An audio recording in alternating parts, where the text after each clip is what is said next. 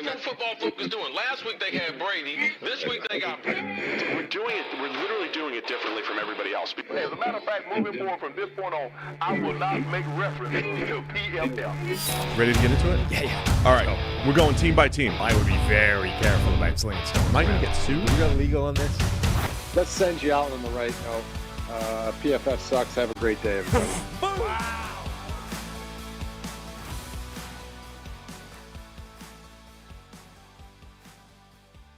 Welcome into the PFF NFL podcast. Steve Palazzolo, Sam Monson, live on YouTube. And today, Sam, we get to be optimistic about every single team. My time to shine. That was great. That was you straight faced. You said that. That's great. A little optimism for all 32 NFL teams. I don't even know if we should do a pessimism show this year. I know it does better numbers sometimes.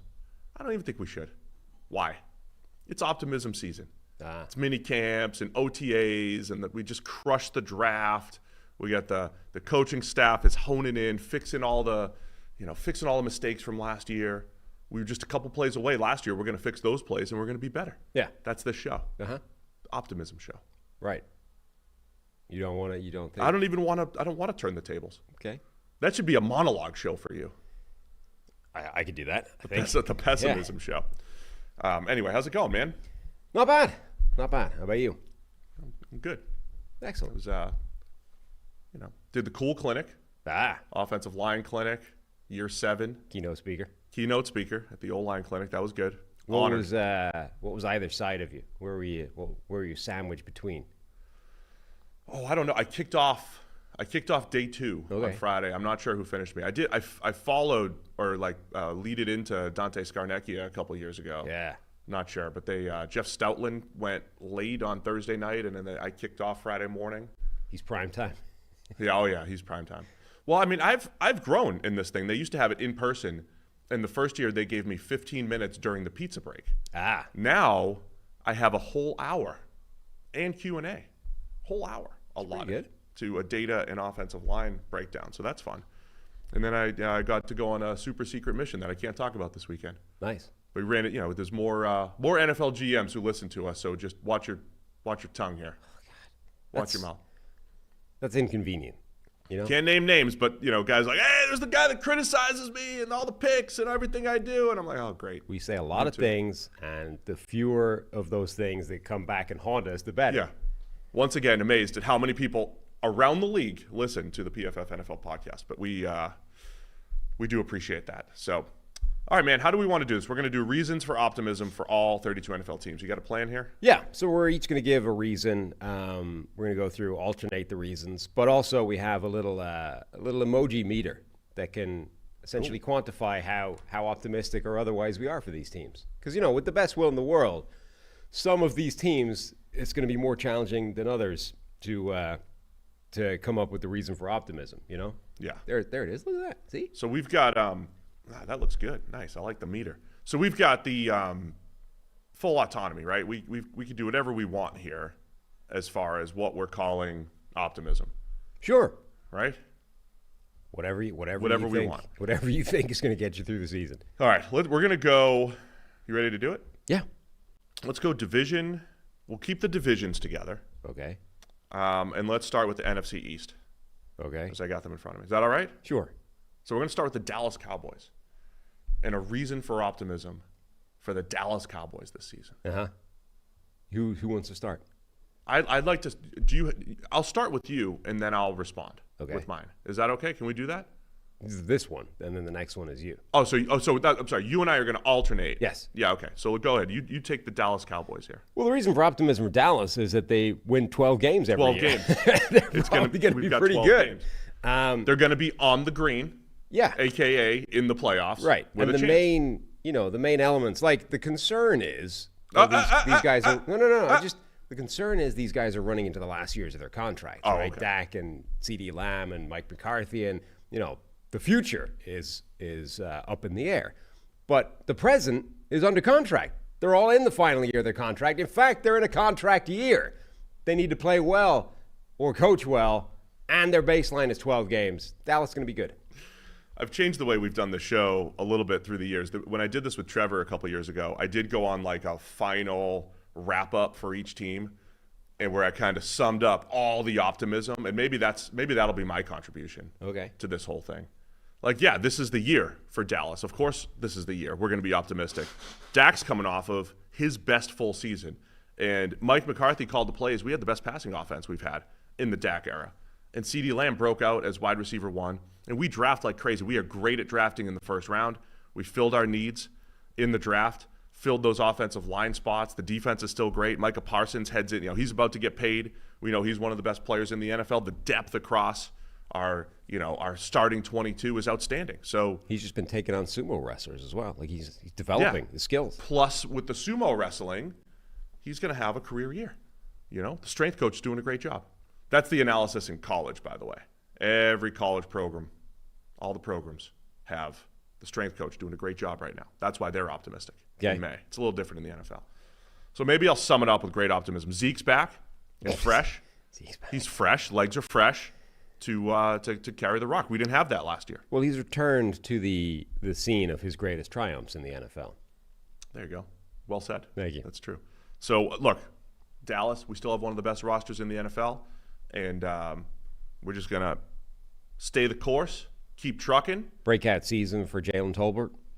That's right. On the horizon. It's all happening. He'll be the breakout wide receiver 3 in year 3 for him. Mm-hmm. And that's it.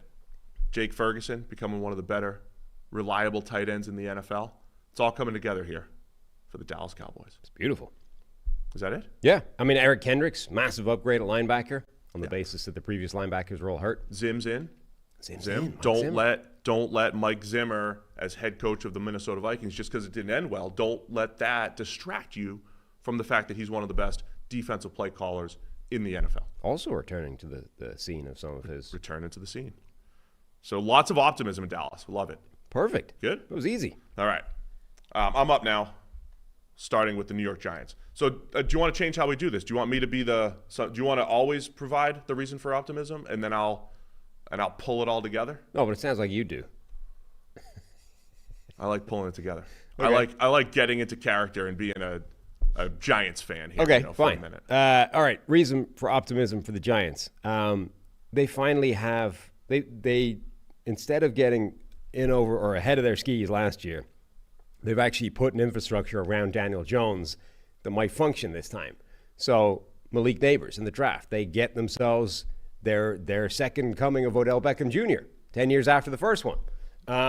They go and draft an athletic freak show of a tight end just in case Darren Waller decides he doesn't want Daniel Jones throwing him the football any further in his career. They add several bodies to that offensive line to try and overhaul that. And frankly, as much as there is value in cohesion on the offensive line and simply keeping the same 5 guys together, not when they all stink. When you've got 4 out of the 5 that are terrible, you might as well just add a different competing body at 4 out of those 5 spots on the basis that you're probably going to upgrade almost regardless of who they are. So, yeah, did they overpay for John Runyon? Maybe. Is John Runyon a big upgrade over who they had at right guard previously? Probably. I try not to interject any amount of negativity into this show. So I like to stay focused here, Sam. You've added competition at every single one of those 4 terrible spots on the offensive line. So the line is going to be better. The receiving core is going to be better. And therefore, Daniel Jones is going to have the season they thought he was going to have last year. Wow, you kind of stole my job there. You tied it all together really well. That was good. Yeah, this is the best supporting cast Daniel Jones has had.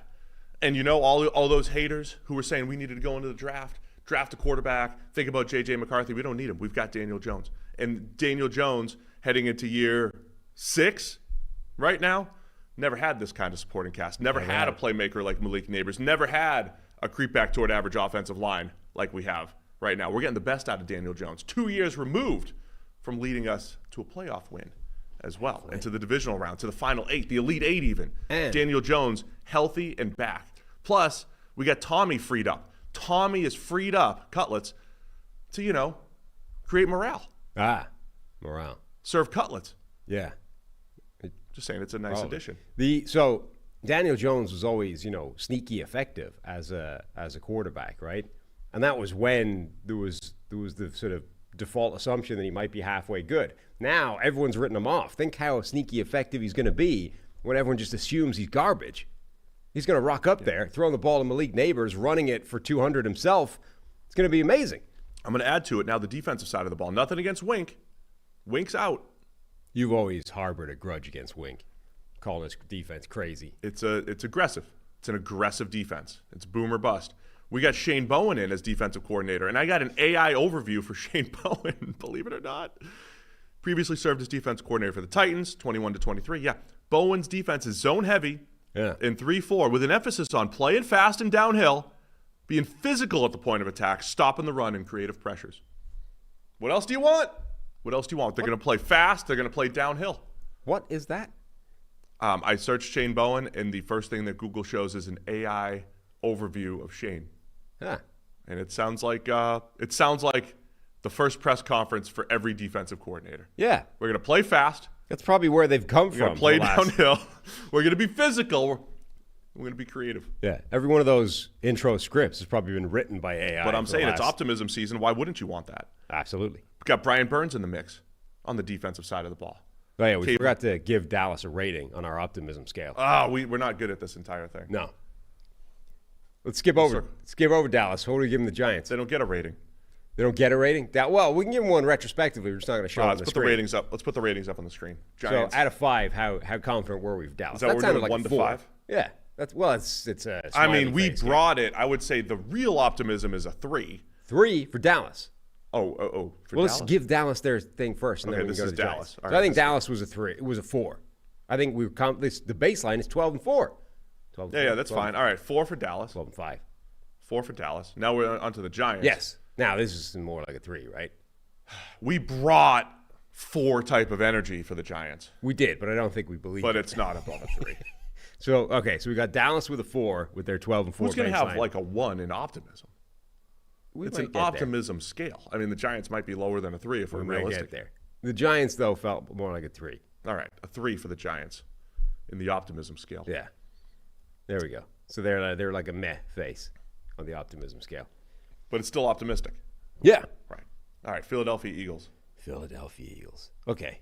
The reason for optimism, this is still one of the best rosters in the NFL, and most of the collapse last season felt down to a coaching ineptitude, which has been solved by the additions of 2 high-level coordinators. You got Kellen Moore on the offensive side, and you get Vic Fangio on the defensive side. Ergo, fixed Super Bowl, baby. We're back. It was easy. That one's... Is Dom back on the sideline? Yeah. I mean, that's it. Dom's back. Dom's Morale's better. I mean, that collapse coincided with Dom being booted. Suspended. Now, no, he's not back in the... Isn't he permanently banned from the sideline or something? Probably is. It's not really Dom-based, but I think you're right. Like, the talent in Philadelphia is still there. The collapse was more, we'll say, mental than anything. Something was off, right? And there's a new cast of characters running that defense with Vic Fangio. No, so Dom is back. He was banned for the remainder of the 2023 regular season. Like, they collapsed when Dom wasn't on the sideline. And that's no longer the case. Yeah. So it's all going to come back together with Fangio, Kellen Moore, all the talent that they have. So it's really it's a trifecta here. It's 3-headed. It's Kellen Moore on offense. It's Vic Fangio on defense, and then it's Dom on morale. That's correct. From the sideline. I think that's pretty clear. Those 3 things together, jackpot. What else do you need? That's it. Because all the other core pieces are in place. Yeah. Like, why do you think James Bradbury couldn't cover anybody in the second half? He was upset. Because mind was elsewhere. We had Dom back there for morale. Right. Get Bradbury back on track. And if he's not, we got depth now. The depth that the Eagles have built through the draft, multiple years of good drafting, multiple years of everybody giving them A's for their draft. The talent is too good to fail in Philadelphia. Let's not forget they were plays away from winning a Super Bowl just 2 years ago. Yeah. The nucleus from that team still intact. And the collapse last year, rear view window. That's it. You're right. We got our head on straight. It's minicamp. It's OTA time. We forgot it. We got. There's probably a slogan in the building that talks about forgetting last year and moving to this year. And we believe in that slogan, which is, the past is the past, or something catchier than that. We've got that. We're focused on 24. One of the best teams in the NFL. That's what's happening in Philadelphia. Yeah, I think this has got to be a 5 on the 5. I mean, they're Super Bowl caliber team. This was a Super Bowl caliber. This was a Super Bowl team that fell apart because somebody poached their coordinators and Dom was banned from the sideline. And now all those things are gone. Yeah. And they got better roster-wise. Last year, the slogan could be, last year's an anomaly, we're still great. That's probably, they have shirts probably. It's even less catchy than the last one. Terrible. But, they don't do slogans like that because it's OTAs. It's got to be something about working hard and, focus on the now and, next play up or something, you know what I mean? Yeah. You might be worse at slogans than you are. Just on the spot. If you give me more time, I'll get to it. Next play up. Something that doesn't make sense would be a good slogan. Yeah. So, yeah, the Eagles should be really optimistic. They're going to be fine. Absolutely. Great front office, still making great decisions in Philadelphia. Mm-hmm. All right, wrapping up the NFC East, we've got the Washington Commanders. Well, this one's easy. Jaden Daniels. We have a quarterback now. Yeah. We gave Sam Howell a shot. It was, it was a gamble. You don't typically get those fifth-round guys given an opportunity to start in the NFL. We felt generous. We thought Sam's a nice guy. We've seen he did well in the alpha test. He performed well. We thought, clearly, let's give him a shot. Yeah. And it didn't go well. And he's, in fact, such an alpha that we had to trade him away because he couldn't handle being a backup to anybody. So we got rid of him, and now we're going to reboot with an actual good quarterback. And that's going to take us where we need to go. Jaden Daniels, okay, it took him a while to get rolling in college. Doesn't matter. By the time he did get rolling, he was absolutely cooking. The dude's a big playmaker. He's incredibly athletic. He can do all the things that Sam Howell couldn't do that well. I mean, it's the whole new regime. Dan Quinn, Adam Peters. It's the first full year without Daniel Snyder. There's just optimism across the board. That may have been our reason for optimism last year. When was Snyder pushed out? Was it in time for the show last year? Yeah, I think it was. So we might be doubling up on reasons for optimism. But it's the first full year. Josh Harris as the owner. He's got his pieces in place. Handpicked general manager, head coach, quarterback. They drafted well. They drafted best player available. They've overhauled the roster, an injection of talent as far as veterans go. High volume draft, and we're just turning a corner. Out with the old, in with the new, in Washington. So I would say I think this is a high reason for optimism, right? Not necessarily. I don't know if it's going to show up in wins this year, but the organization is on the way back up, right? The hockey stick, it hit rock bottom. It's back up. It's on its way up. There's a high level of optimism for me with Washington. Yeah, I think so. I mean, the sheer volume of turnover. They are trying to completely transform a culture, a narrative, like the feeling within the building. So you're going to bring in your new coaching, you're going to bring in your new quarterback, and then you're going to bring in a bunch of new players that you trust to bring the right kind of attitude and the right kind of motivation. And yeah, I think there's a lot of reasons for this team to be optimistic. It's a 4. Yeah. This is a 4. Right. Optimism for the Washington Commanders, it's a 4. Again, I don't know. It's a tough division. I don't know if it's going to show up this year, but you're going to be feeling really good by midseason about the whole turnaround in the leadership, the coaching, what we see from Jaden Daniels. We're going to feel real good about it by midseason. Yep. Sound good? Mm-hmm. We got Washington done. See, we're firing through this. This is way better. Well, we're not doing a 3-hour show like we did on Thursday. Right. We're not doing it. We can't. Can't have it. Because we're busy. And as a busy parent, you want to give your kids a head start in their financial future. But investing can often be both confusing and time-consuming. But Fabric by Gerber Life makes it easy for you to set up an investment account for your child that grows with them and helps prepare for their financial future. Fabric by Gerber Life was designed by parents for parents to make it easy to plan for and manage your family's financial path. With a UGMA account by Fabric, you can start investing in your child's future right now, today. UGMA stands for Uniform Gifts to Minors Act. While your kids can't invest when they're minors, a UGMA account allows you to invest on their behalf and gives their investments more time to grow. So join the thousands of parents who trust Fabric to help protect their family. Start investing in your child today at meetfabric.com/PFFNFL. That's meetfabric.com/PFFNFL. MEET fabric.com/PFFNFL. Portfolio is managed by Fort Washington Investment Advisors, Inc. Additional services provided by Apex Clearing Corporation. All investing is subject to risk. Monthly minimum contribution required. Learn more at meetfabric.com. I just got into a groove. That was the best one I've done in a while. Perfect. Best one I've done in a while. Hit the read. Enthusiasm unknown to mankind. NFC North, Chicago Bears. Easy. Get the For best the first time in 100 Yeah. and something years, we have a quarterback. We got our guy. Yeah. This is it. Caleb Williams, generational talent. Caleb's the guy. Best quarterback prospect since, the last one. And he's the guy. You go and read any Caleb Williams scouting report. You're going to hear the names, or read the names, Patrick Mahomes, Aaron Rodgers, right? That's what we're dealing with here. Yeah. We're taking a composite. Sprinkling of Josh Allen. We've got a combination. You know, it's like that the David Montgomery running back thing, you know? Yeah, if you just take all these elite Hall of Fame running backs, roll them together, you get David Montgomery. Well, Caleb Williams, Patrick Mahomes, Aaron Rodgers, just take your Hall of Famers, mash them together, that's Drew who Brees. we got. We've heard Drew Brees from Nate Tice. He's a mishmash of all of them. So there you go. What could go wrong? Whoever he is, he's a Hall of Famer. And we don't have to worry about building a team around him for a couple of years. Hey, what happens when we get the infrastructure? It's already there. Best trio of receivers in the NFL right now, potentially, right? Well, but we do. We have it. Right. With DJ Moore, with Keenan Allen, with Roma Dunze in the first round. The draft fell to us. We let it fall to us, and we got a Dunze, top 5 caliber player, get him at 9. So we got the playmakers for Caleb. We got the O-line, and the defense was playing great down the stretch last year. This is our year. Young defense can take a step forward. Young defense taking a step forward. Get Jalen Johnson locked up. Starting to lock up our stars. And the thing is, so, you know, Caleb Williams is actually going to be a better NFL player than he was a college player because he's not going to have to play Superman the entire time, right? It's like Mahomes. Yeah. The whole everything he did at Texas Tech, it's all outside of structure. I don't know if that guy can play in an NFL offense.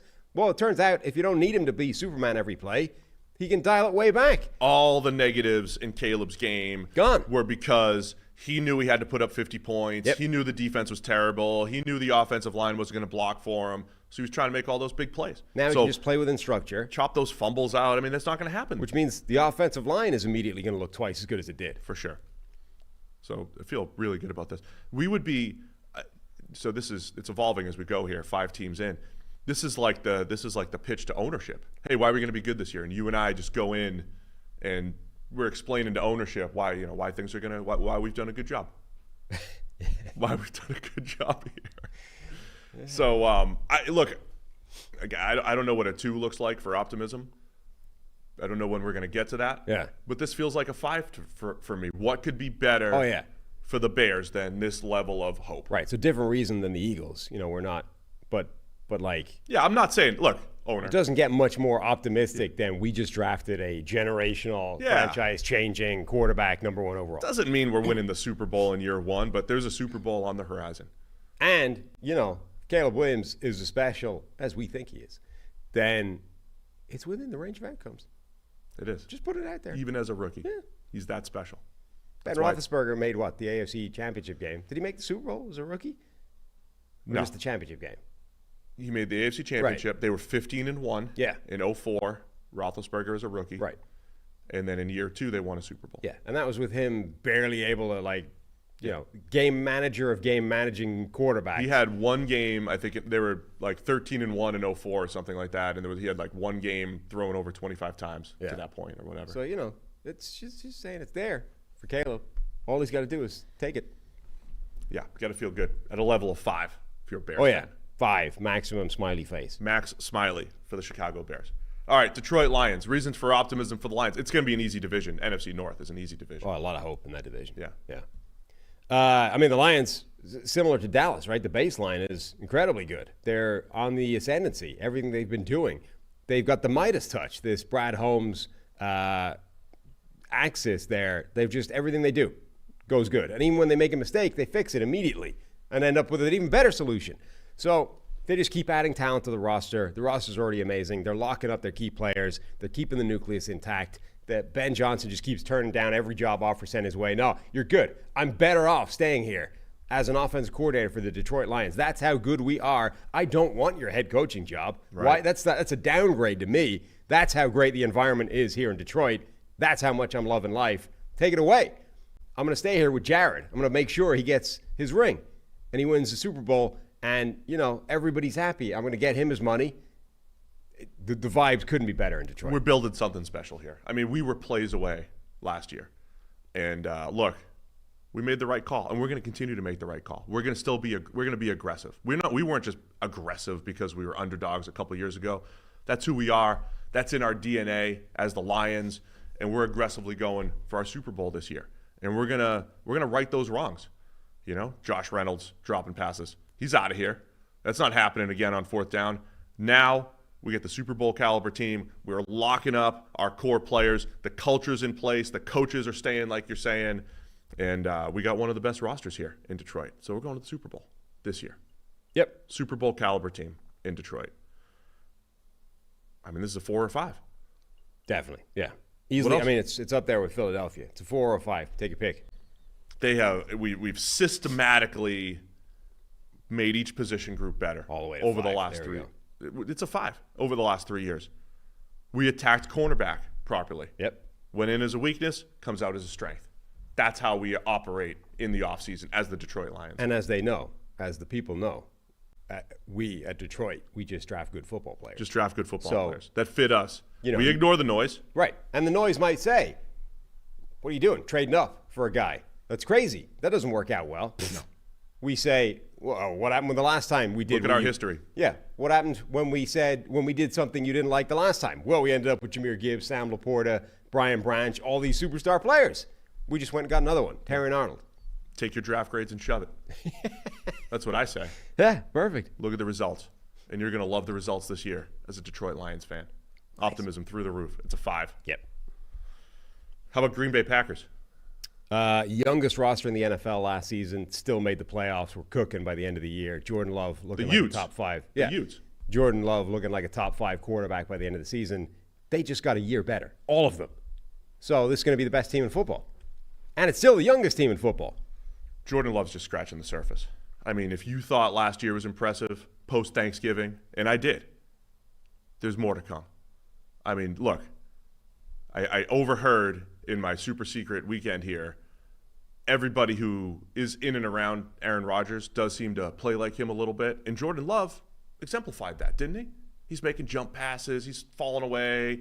He's making pinpoint passes under pressure, 25, 30 yards down the field, just scratching the surface. We only saw 8 to 10 games of that level of Jordan Love. Imagine a full season now with those young receivers, the young tight ends, the offensive line where we continue to put the pieces in place to protect him, to run the ball with Josh Jacobs now. And we got a whole new defensive system too, right? Did the defense let us down last year? Yeah. Well, we've rectified that. We got that. We got Halfley in there now. Whole new system. And I don't have the AI answer, but they're going to be aggressive. They're going to play downhill. They're going to dictate the action.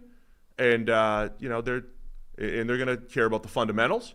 And that's what happens when you get a new defensive coordinator. So we're going to have all that in Green Bay. And that's why we're optimistic. Nice. Easy. Another easy one. The Utes. That's got to be a 5 as well. It's youngest team in the NFL looking like one Maybe of the the best. scale should just be 3 to 5. No, we're going to find some. We're going to find some less 5-level optimism in Green Bay. Potential to be the best team in football, as you said. Yeah. And wrapping up the NFC North, it's the Minnesota Vikings. The Vikings. Well, we just got our guy.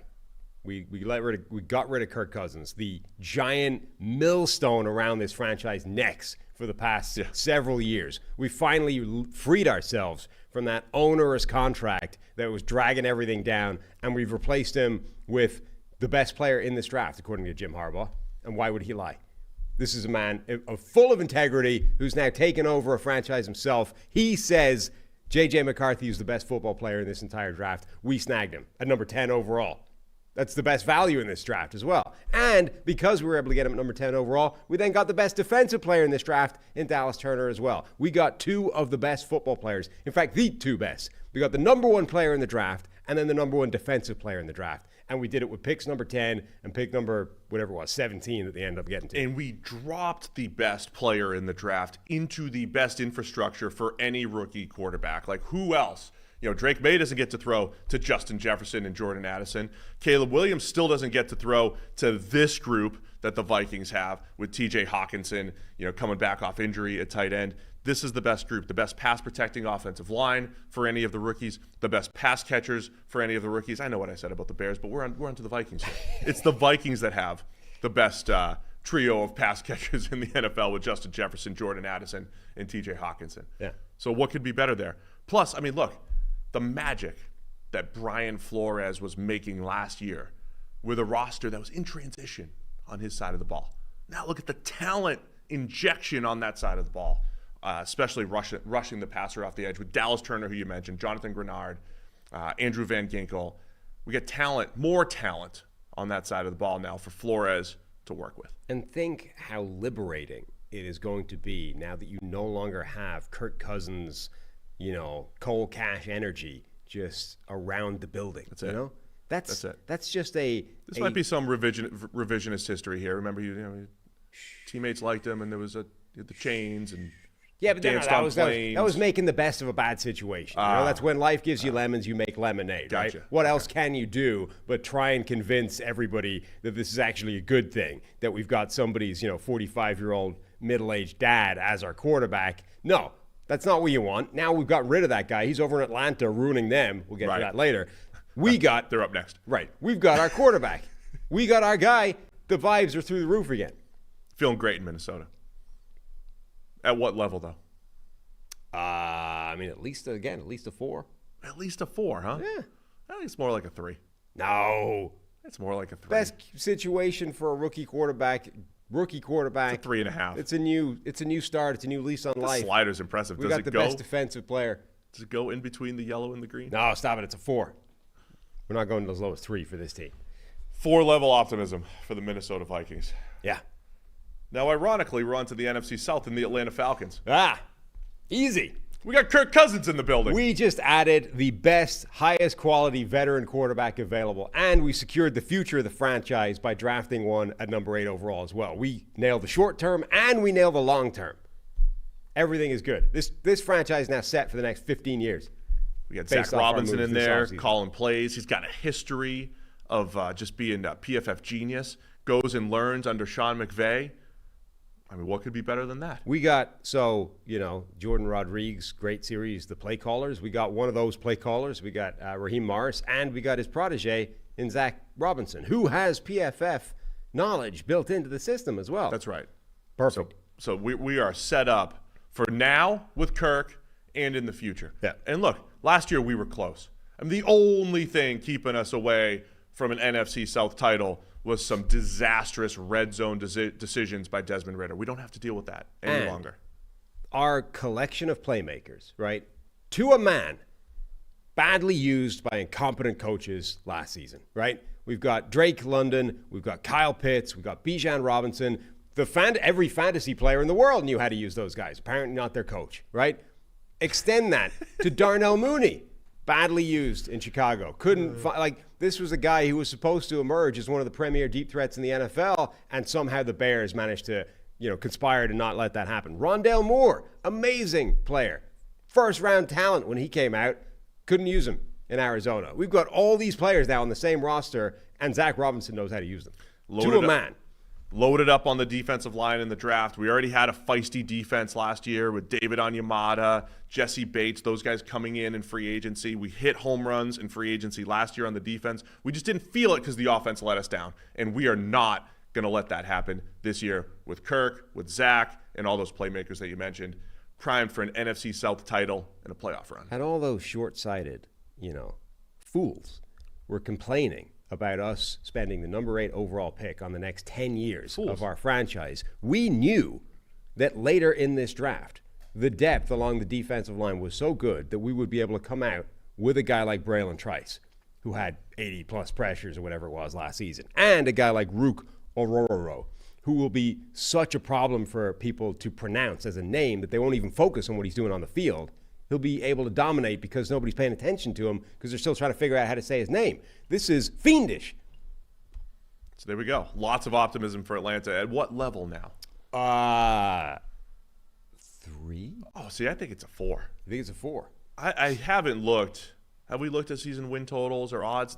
Are they the favorite in the South? Yes, I believe I mean, so. if they're the favorite in the South, I think this has to be at least a 4. Okay. A 4-level optimism in Atlanta. I'm going to continue to carry their water. They're at 9.5 wins at the moment, which puts them. Yeah, the other team, Bucks and Saints are probably 8.5. 7.5 for each of them. Who's the other team in that division? Panthers. 7.5. 5.5. Yeah. So they're favorites by 2 clear wins. Perfect. So there we go. Atlanta Falcons. Tons of optimism there. We're on to the Carolina Panthers. Okay. We got rid of what was a mismatch of coaching ineptitude last season, and therefore the new regime. Dave Canales just worked wonders with Baker Mayfield, another former number 1 overall pick whose career had fallen on stony ground. Now, Dave Canales is going to wave his magic wand and do exactly the same thing with our diminutive former first number 1 overall pick whose career has already fallen on stony ground. He helped Geno Smith, helped Baker Mayfield. The quarterback whisperer, the true quarterback whisperer. Yeah. He's going to whisper into Bryce Young's ear. Yeah. Be good. Right. Now we're ready. Remember taking off the Alabama Bryce Young. Yeah. Be that guy again. We're probably gonna go in and we're gonna cancel out all the bad plays. Show Bryce all the good plays. Yeah. Show him the Alabama film. Show him the natural playmaking ability that he has. I mean, show him why he was the consensus number 1 overall pick over C.J. Stroud. You're better than C.J. You're better. You were drafted ahead of him for a reason. Look what he just did. You were better than him. That's right. Be that. Historic rookie season. You're better than that. The great thing about fixing it is, you hear a lot these coaches, they say, well, we went through all of his plays and we found all the stuff that he did well, like these, that we're going to focus on these ones.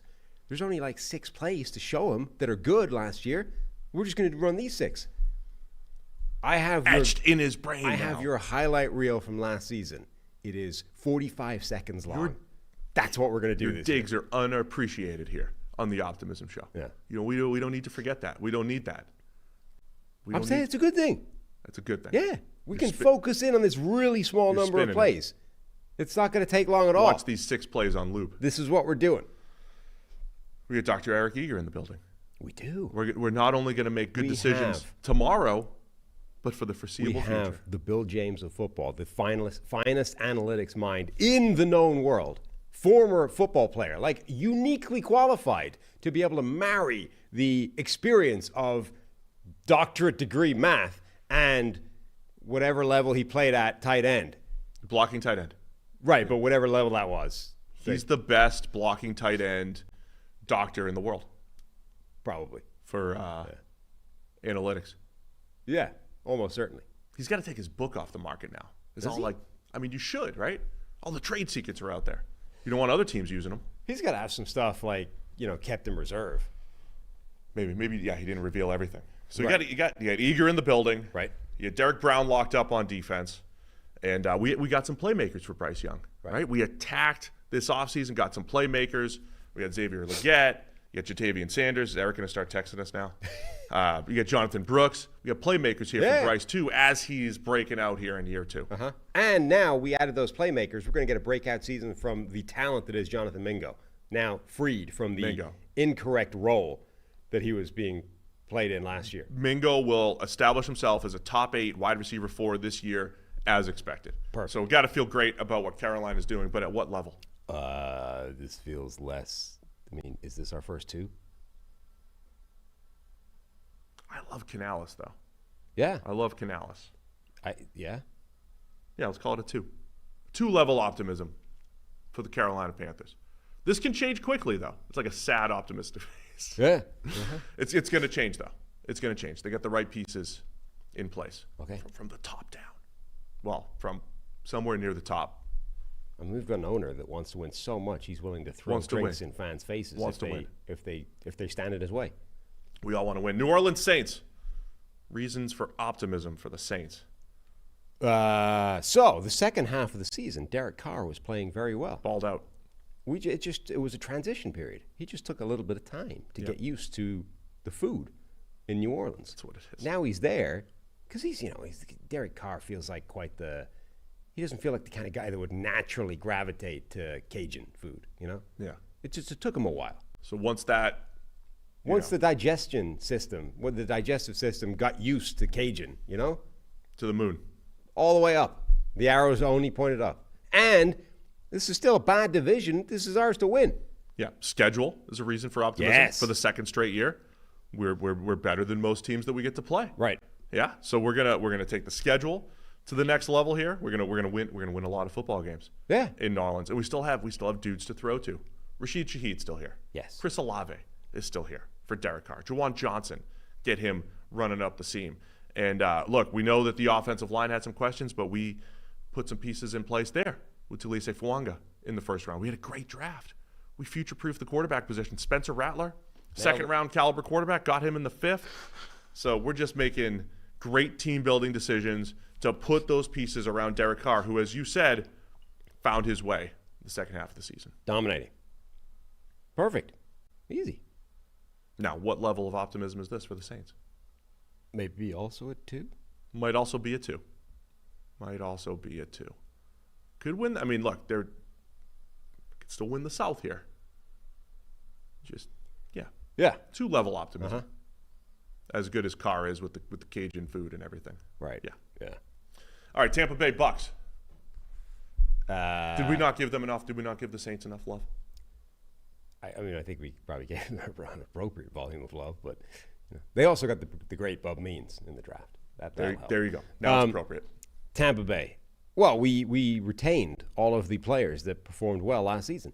We did. We actually got rid of the ones that didn't, Devin White, we don't need to keep you around. You can go.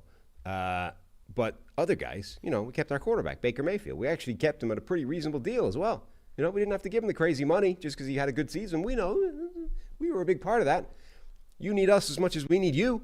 So we gave him a reasonable deal. We kept Mike Evans in the building. Buck for life. Right. We've made Antoine Winfield Jr. the best paid defensive back in NFL history. Well Something deserved. like that. Right. We kept Jamel Dean. He might look like a linebacker, but he's our best cornerback. We didn't need Carlton Davis. We get rid of him. Jamel Dean's the guy we want. Then we go into the draft. First 5 draft picks, all going to contribute. Graham Barton's going to play center, and we got Bucky Irving as a change of pace back. We've got great depth on this team here because we've been drafting well for years. We've been drafting well. And look, last year at this time, people were saying, it's a 4-win team. It's a 5-win team. And look what we did. Final 8. Made it to the Elite 8. Made it to the divisional round. And now it's year 2 of the rejuvenated Baker Mayfield. He's just going to continue to get better. And we have the best wide receiver room in the NFL. We have Mike Evans, who's still an absolute force. Chris Godwin is back healthy. He's going to be amazing. Jalen McMillan, the third of the Washington receivers, but they're all incredible. He was drafted in the 3rd round. He's going to be our do-it-all guy. Trey Palmer, all he does is catch amazing contested catches deep down the field. In anger. Yes. When he wakes up angry. That's so 4 deep. That's as good as it gets. So we've got the best receiving core too? Yeah. Absolutely in Tampa Bay. The NFC South is ours. I mean, we're the defending champs in the NFC South. We know how to win. The others don't. Back-to-back NFC South champions. So who's got it better than us? Been there and done it already. The Bucks. Right. That's right. What's your level of optimism here for Tampa Bay? 3. Yeah, it's 3. It's a 3. 3-level optimism for the Bucks. We sold it. We sold it well. Nice. NFC West, going with the Arizona Cardinals. Yeah. It also turns out it's easier to sell it if you ignore the flaws of the roster. Oh, for sure. That's what I'm saying. Like if you listen to our diatribe and forget all the flaws, everything feels you simply don't look at the pretty optimistic at the weaknesses on the roster on That's paper. right. Yeah. Nobody had a bad offseason here. No, this one's easy. Arizona. Yeah. Kyler Murray. He's back. He's healthy. He's our guy. Full year. Yeah. People forget we are dealing with a quarterback that has almost limitless potential, right? Number 1 overall pick. So good that the Arizona Cardinals were willing to dump their previous first-round quarterback after just a year. Got rid of him. Kyler Murray comes in, shows that he's still a special-level playmaker at the NFL level. It's not just college. It's not just the Big 12, whatever that division conference is now. He's able to do that to NFL players as well. A couple of years ago, he led the NFL in big-time throws and big-time throw rate at a crazy level. He's still an amazing rushing threat, and now we have an offense that actually makes some sense that he can fit into. And we added Marvin Harrison Jr., so he's got a number 1 receiver to throw to. Michael Wilson can now become one of the better number 2 receivers in the NFL. Trey McBride was a giant breakout tight end. Now that we actually figured out we had this guy, this is a loaded offense of playmakers with one of the most talented quarterbacks in football at the helm. Ergo, we're going to be unstoppable. Yeah, you mentioned the big-time throws. You unplugged your mic. How'd you do that? Did you mess with that again? I haven't touched it. Is that better? This is just a... How's that even possible? It's just a... Give me a second. Huh, okay. Nothing changed. I didn't touch anything. It feels like something you would do. I did it. Like I didn't kick a plug. I didn't do anything. Okay. Talking about Arizona. From previous experience, people can still hear you through my mic when yours goes out. It just sounds terrible. I'll just yell. Yeah, I mean, that's one solution to it. I just don't know what would have changed here. I don't either. I mean, look, it's not easy running a studio. You got to Think monologue it's easy? it. You got to monologue it. I already did my monologue. This was when you're supposed to chime back in and then wrap it all up. I've already given you Still nothing? Test. It's all optimistic. I'm actually good. Wow. There we go. Well, I don't know what changed. We got through it. I was saying, speaking of Marvin Harrison Jr., Ah. all these off-field questions and, Fanatics is suing him and everything. He's focused on football. So he's just focused on extracting those big-time throws out of Kyler Murray. I don't care about these deals I signed with Fanatics and everything. I'm a football player. He's so focused on football. I'm not running 40s. I'm just football player. I am not going to finish that sentence. I don't want to get sued. He's just so focused on football, it's unclear whether he signed his name to contract. Since when have we worried about getting sued? Yeah, that's true. That's new. That's new for us, worrying about that. Offensive line, Paris Johnson in year 2, bring in Jonah Williams, brought 12 total draft picks in. We got the injection of youth. This was the year. We took a year to set up getting to this point so that we could be optimistic heading into 2024. And, everyone else focused on this concept of Darius Robinson. He doesn't really fit in today's NFL. We recognize that if we went back to 2004, this guy would be a top 5 draft pick. We just draft good football players. We're like the Lions. We've appreciated what they've done in the draft, and we said we want a bit of that. So we went and drafted Darius Robinson in the first round because we know that guy is a football player. Football player. Yeah. Multi-gap superstar. What level of optimism are we here for the Arizona Cardinals? I think this is pretty high. Is this a 4 with Kyler cooking? Yeah, I'm not that level. I'm probably a 3. Wow. 3-level optimism for Arizona. Still, I'm not going to say what else needs to be good. It's a 3. Okay. I think it's a 3. That good? Neutral face. Neutral face. Oop. Now I just hit my mic. Yeah, that's Hope that didn't knock anything out. probably not helpful. Los Angeles Rams. Reasons for optimism for the Rams. Well, we still have the play calling savant that is Sean McVay. Do you see that video of him quoting exact plays from high school and stuff? Yes. They gave he had a trivia. I think it was the Rams official media or whatever. They gave him a trivia test of his full schedule's worth of questions, and some of them were things like who are the top 3 all-time receivers for Green Bay, right? And that's, if you're a football fan, that's a reasonably achievable thing. But some of it was what was the exact play call for Puka Nakua's first catch? I bet Puka Nakua doesn't know that. I have a lukewarm take on that. I think as fans, we're way too impressed with football players saying football plays because it's literally the language in which they live. Right. So when people hear football plays, or when Dan O goes out there and he's like, here's the big playbook that you have to learn as a rookie in minicamp, and it's yes, for an average human that might be difficult, but these guys live in that world, and everybody knows their own language. It's not it's being able to remember the play. It's not being able to then say the play. No, I get out it. loud. There's thousands and thousands of plays. I would bet each season that he calls. I would bet a reasonable sum of money that Puka Nakua has no idea what the play was for his first NFL catch. It's not apples to apples. So, look, it's very impressive. He has incredible recall, and I also believe that we overrate when we hear football players say plays, which is in a different language that's not as impressive as it sounds because it's just second nature for them. So, that's my take on it. Anyway. It's a very impressive thing by Sean McVay. Right. The point being, be optimistic because you've got the savant. Yeah, we have this peerless football savant who can remember every play that he's ever called, regardless of the situation or how consequential it was, and therefore he is the finest football mind in the NFL, the finest football computer upstairs in the old noggin out there in the NFL. And if he could see past plays, I imagine he could see future plays too and how they're going to play out. Exactly. And he's calling our plays. What could be better than that? This is the man calling plays for Matthew Stafford, who's going finally healthy again. We got Stafford coming off of one of his best seasons. He was just zipping it around last year, despite the circumstances, despite having this young team, and he was just carrying those kids, carrying Puka to the greatest rookie season. And look what Puka did. Look how good he is. A full year of healthy Cooper Kupp. Right. To go with Puka Nakua. Cooper Kupp, Puka Nakua. We've got Tyler Higbee at tight end. We liked Kyron Williams so much, we drafted another one in Blake Corum. We solidified the offensive line. Look how good our offense was with Kyron Williams last year. And we just got a Kyron Williams clone in Blake Corum. Exactly. So we've got the depth. We have the depth now on both sides of the ball. We replaced Aaron Donald in the aggregate with Florida State defensive linemen. Aaron, teammates, thank you for your service, but we're okay. We're fired up heading into 2024. We replaced you with multiple players. Tre'Davious White coming in off of injury. So now the young team that overachieved last year has the sprinkling of veterans that we need to get to the next level. Darius Williams coming back. We know how good he is. This team is primed to be dominant. Somebody needs to get that, what's that like gif or meme of the dude with the sprinkle like magic dust or whatever? So I keep doing that. What? Sprinkling. That doesn't matter. Somebody will know. Somebody will get it. What level of optimism here for the Rams? 3?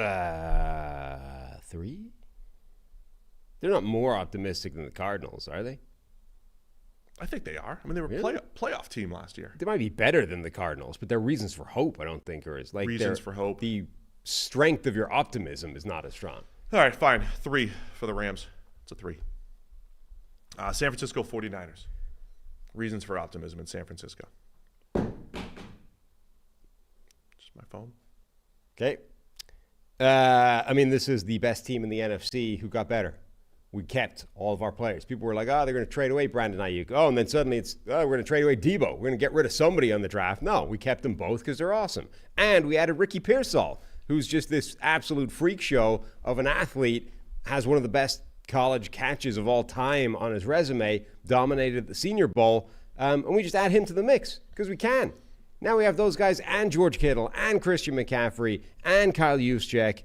This is the most staggering array of offensive weaponry in the NFL. People might look at the offensive line and say, ooh, that's a little bit of a weakness. Well, it isn't, because we have Kyle Shanahan cooking, and he can hide offensive lines like nobody else in the NFL. We still have Trent Williams, who's the best single offensive lineman in football, with an aura so strong, he can dominate 3 separate gaps all by himself. Who's going to cover us? Who can cover all those playmakers? Who's going to stop them? Nobody. And plus, underrated here, Brock Purdy heads into year 3 as starter. Year 3. Breakout season. He still has room to grow. He's just a former 7th-round pick. Like, there's still growth potential there, as great as he's played and the stats that he's put up there. Plus, new defensive coordinator, Nick Sorensen. We're going to be aggressive. We're going to play downhill, and we're going to dictate the action. Multiple. And we're going to be multiple. Yeah. And we're going to get back to the fundamentals. And we're going to emphasize tackling and turnovers. Okay. Think about that. Those are good things to emphasize. It's better than what we had last year. It's new. And that's what we're going to do on the defensive side of the ball as the San Francisco 49ers. Back to the Super Bowl, couple plays away from winning. We'll rectify those couple plays and bring in a championship back to the Bay. Yep. Best team in the NFC got better. Now, what level of optimism is that? I think it's going to be a 4, right? So I think the perspective here, well, like relative to last year, do you have more optimism relative to what they were last year? I don't know if that's true. Unless you were thinking, hey, we were going to lose Ayuk or we were going to lose Debo, and man, we kept the band back together here. I mean, it's as optimistic, right? And you would have been very optimistic a year ago. Yeah, all right, that's so fine. It's at least a 4. It's a 4. We're the best team in the NFC. That's what I'm saying. Again, you're right. That's a 4. 4-level optimism for San Francisco. I mean, it's really 5-level, right? I mean, but like I'm just saying, like what happens this offseason to change your level of optimism? We'll just call it a 4 here for the Niners. We're going to wrap up the NFC with the Seattle Seahawks.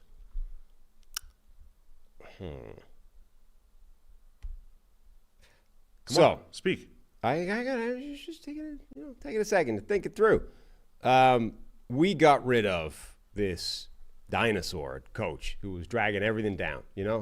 Pete Carroll, great servant to the team, but his day was in the past, and now we've replaced him with the cutting edge, the finest defensive mind in football, whose system is now about to take over the league. But we got in first, just like Pete 15 years ago. Yeah. When Pete's defense became the thing that everyone tried to emulate. We got our new Pete Carroll. We got Mike McDonald. He's going to come in. His defense is going to essentially become the new Legion of Boom. Legion of Boom 2.0, later down the line. We tried to replace it several times, tried to find those new players, couldn't get it done. What we really need to do is replace the system. That's how we get Legion of Boom 2.0. We did that this offseason. So the defense is going to be absolutely insane.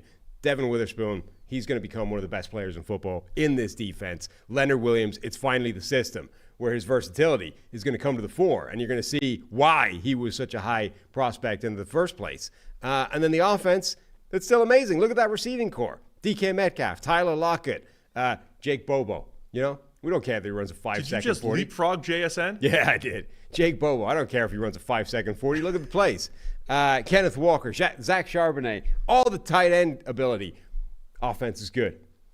We get the best millennial coach in the world. Best millennial. In Mike Macdonald. Argue with that one.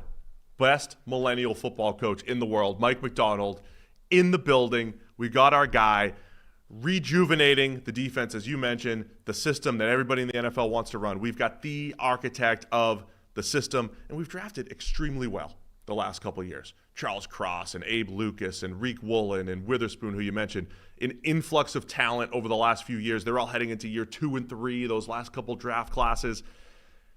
And we drafted Byron Murphy to really add that depth on the defensive line. Christian Haynes, loved the draft that the Seahawks had. Best talent they've had in years. And Geno Smith running the show. Geno showed last year he wasn't a fluke, that he was just as good, that he can lead this franchise and lead them back to the playoffs. So everything feeling good in Seattle based off how they've built this roster the last couple of years and brought in Mike Macdonald to take over for Pete Carroll. Easy. Now, what level is that? I think that's a 3 or a 4. I think it's a 3. 3? Yeah. 3. I think Macdonald's going to work wonders here. Okay. He's their guy. They're going to feel good about that. I'd go 4. Really? Yeah. Huh. I'd go 4 optimism Okay. for the Seahawks. At least for the future. Again, I don't know if it shows up this year necessarily, but for the future, you got the guy. I mean, another 10 years of success here in Seattle. Okay. All right, we're going to the AFC East. The Buffalo Bills. We're halfway through. Hour in. That's pretty much on track. Yeah. Not too bad. I thought we might knock this out in an hour. No. I think have we ever done a single 32-team show within 2 hours? Never. Yeah. Never once. Not once. We could barely do a 5-team show in an hour. That's what I'm saying. Okay. Buffalo Bills. We have Josh Allen. I rest my case. That's all you need. Superman. You're in the middle of this off-season battle, right? All the veterans are leaving. We got the young, unproven people, but the general's still there. We still have Josh Allen. And he's going to bring everybody up to his level. All the new pieces on the offense. Keon Coleman, we're going to elevate him. We're going to elevate all the new pieces on the defensive side of the ball. And look, they're experienced too, right? They might seem new, but they've already played good football. And we're going to be healthy on the defensive side of the ball, right? We went into the playoffs pretty depleted there. We should have beaten Kansas City if we had just, a couple more healthy players. We're healthy now, and we're going to stay healthy this year. So people are writing us off too. They're writing us off. They thought the window's closed. Not here in Buffalo. No, window's never closed as long as you have Josh Allen. We have a singular player at quarterback. Nobody can bring to the table the breadth of skills and ways to win that Josh Allen can. He has the strongest arm in the NFL. He's giant. He can run over or around defenders. He's impossible to stop in short yardage situations. Nobody can match that. Nobody. And it doesn't matter that we went out of our way to trade away Stephon Diggs. We saw that he was actually a problem on this. He was what was holding us back. People credit him for the development of Josh Allen. We say, no. He was holding him back. Josh Allen should have already won a ring, but Stephon Diggs has been the problem. We identified that problem. We got him out of the building. Now that creates a pathway for Khalil Shakir, who was outperforming Diggs down the stretch last year, to step into a bigger role. Right? Dalton Kincaid, primed for another amazing breakout season in year 2. Keon Coleman, this guy that everyone's like, I don't know quite what he is. I don't know if he works at the NFL. We just recognize baller. We saw the tape. We saw one-handed snags in traffic. We said, yes, I want that guy. And we said, look, if you look beyond, you watch his punt returns, this guy can absolutely crush it in the open field. We want some of that. And we've just signed the real QB whisperer, Marquez Valdez-Scantling. I mean, the man has been, where he goes, greatness follows. Everybody thought Aaron Rodgers was done. Nope, not with MVS on the team, back-to-back MVPs. Everybody thought the Chiefs are going to be done without Tyreek Hill. Nope, MVS is there, and Mahomes is going to win MVP and win a Super Bowl, and then win another Super Bowl. And now we've got him in the building. He is the real QB whisperer. I will simply look. The best players show up at the most critical times and make the biggest plays. Correct? You know, who do you want with the ball in his hands with seconds draining off the clock? You want Michael Jordan taking that shot, right? Yeah, MVS. All I know is that when the game was on the line, Stephon Diggs, drops. Marquez Valdes-Scantling catches it. Super Bowl. That's all you need. We need to clip your drop animation. Super Bowl for the Bills. What level of optimism did we just I think we sold it well, but I don't know if it's more than a 3. I mean, yeah, so we're not grading the sell job. The sell job was spectacular. 5 sell job for 3 optimism. Right. Maybe 2 optimism relative to last year. It might actually be a 2. It's 2 optimism relative to last year. No, I'm a 3. Move it up. 3? Move it up. Move it up. Move it. Move it to a 3. Move it to a 3. Please. Thank you. Sorry, I don't mean to shout out orders here. Yeah. But a 5 sell job. Buffalo Bills. I mean, anytime you can comp MVS to Michael Jordan, you know things are going well. We sold it really well. Yeah. All right, Miami Dolphins. Reasons for optimism in Miami. I mean, just more of the same last year. Look at this. We got the fastest and most explosive offense in football. Added more speed. We added even more speed. And we have a quarterback that can get the ball out of his hands to those speedsters faster than any other quarterback in the NFL. Like, that's processing power right there. That's computing time, right? We have the strongest, most powerful mental computer on the field in the game. That's what that means. Tua was healthy all last year. That was his big question last year. Checked that box. Now we take it to the next level. Continued progression by this team, right? We haven't maxed out. We haven't topped out. No. There's still so much room to grow. And this is the year where we grow. Add OBJ as wide receiver 3, the best wide receiver 3. This is the best receiving core in the NFL right here with Tyreek Hill, Jalen Waddle, and Odell Beckham Jr. We went into the playoffs with edge rushers from 2004, right? The geriatric edge rushers. We don't need those guys anymore. We're rolling 5 deep at edge. All of our injured guys, they're all coming back. And look, Vic Fangio, he's just a big name. He's just a big name. Right? It wasn't working. Wasn't a fit. It wasn't working. Wasn't a fit in Miami. Bad chemistry. Him and Jalen weren't getting along. Jalen's got so much versatility. Vic didn't want to tap into that. Vic's a good coach, and we appreciate everything he did, but he was bad chemistry. It was a bad fit. It was causing problems. It was friction. It wasn't helping. We have like a 4-headed backfield, and all of them run a 4-3. Yeah, and Anthony Weaver, as the new defensive coordinator for the Dolphins, we're going to be aggressive. We're going to play downhill. We're going to play fast. We're going to dictate the action. We're going to be multiple, and we're going to disguise things. And we're coming from... And according to AI, he's got 13 years as a coach and has a proven track record of developing players on some of the league's top defenses. Perfect. We've taken him from the current defense du jour. Yeah. Our problem last year was we were a little bit in the past. We were like Vic Fangio. That was yesterday's news. Yeah. Now we've got today's news. We got him from the current defensive system. We moved from 2018 to 2024. Right. So the defense is going to be better. This is a giant step forward. Last year, progress. Most yards ever through 5 games. Miami Dolphins. Just Mike scratching McDaniel, the surface. Best coach in the NFL. He came up with the single greatest innovation in football in the last 10 years last season. He just decided, let's have some short motion. Well, he's going to do it again this offseason. You don't think he stopped? There's going to be something. Right. He's in the lab right now. Right now. In his cardigan and his, I can't wait for week 1. We are going to take the league by storm. Again. As the Dolphins, once again. Right. Tons of optimism here. At what level? It's a 4. 4? Is that a 4? I mean, relative to last year, maybe not. This one feels more like a 3 to me. A 3. A 3 for the Dolphins? Yeah. Another 5 sell job. We just got into like a really good groove selling here. Oh, we can sell them. We can good sell. All right, 3. Now, we might be challenged with that in a minute. Is it Patriots? Patriots are next, yeah. Reasons for optimism in New England.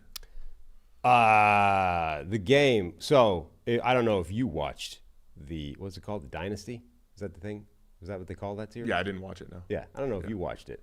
But clearly the takeaway from that is that this thing imploded because Bill Belichick, the game passed him by. Yeah. Right? We got him out of the building. Great servant. We appreciate everything he did. He built a great environment for Tommy and our glorious owner, Robert Kraft. Those two, he helped. He did a good job. Yeah. But the game simply passed him by. It happens to everybody, right? Towards the end, the last years of amazing legends, they don't tend to be great, Yeah. Dan Marino had a rough transition out of the NFL. Amazing quarterback. Last year, it's time. It was Bill's time. He was like, remember Emmitt Smith playing for the Cardinals? Exactly. Not good. Bill Belichick last couple of years, post Tommy, right, was Arizona Emmitt Smith. That's what we were dealing with. And it's unfortunate, it's sad, but it's the reality of the situation. We're not living in the past And we got anymore. rid of him. Yeah. We had to. It was unfortunate. It made everybody sad, but we had to get him out of here.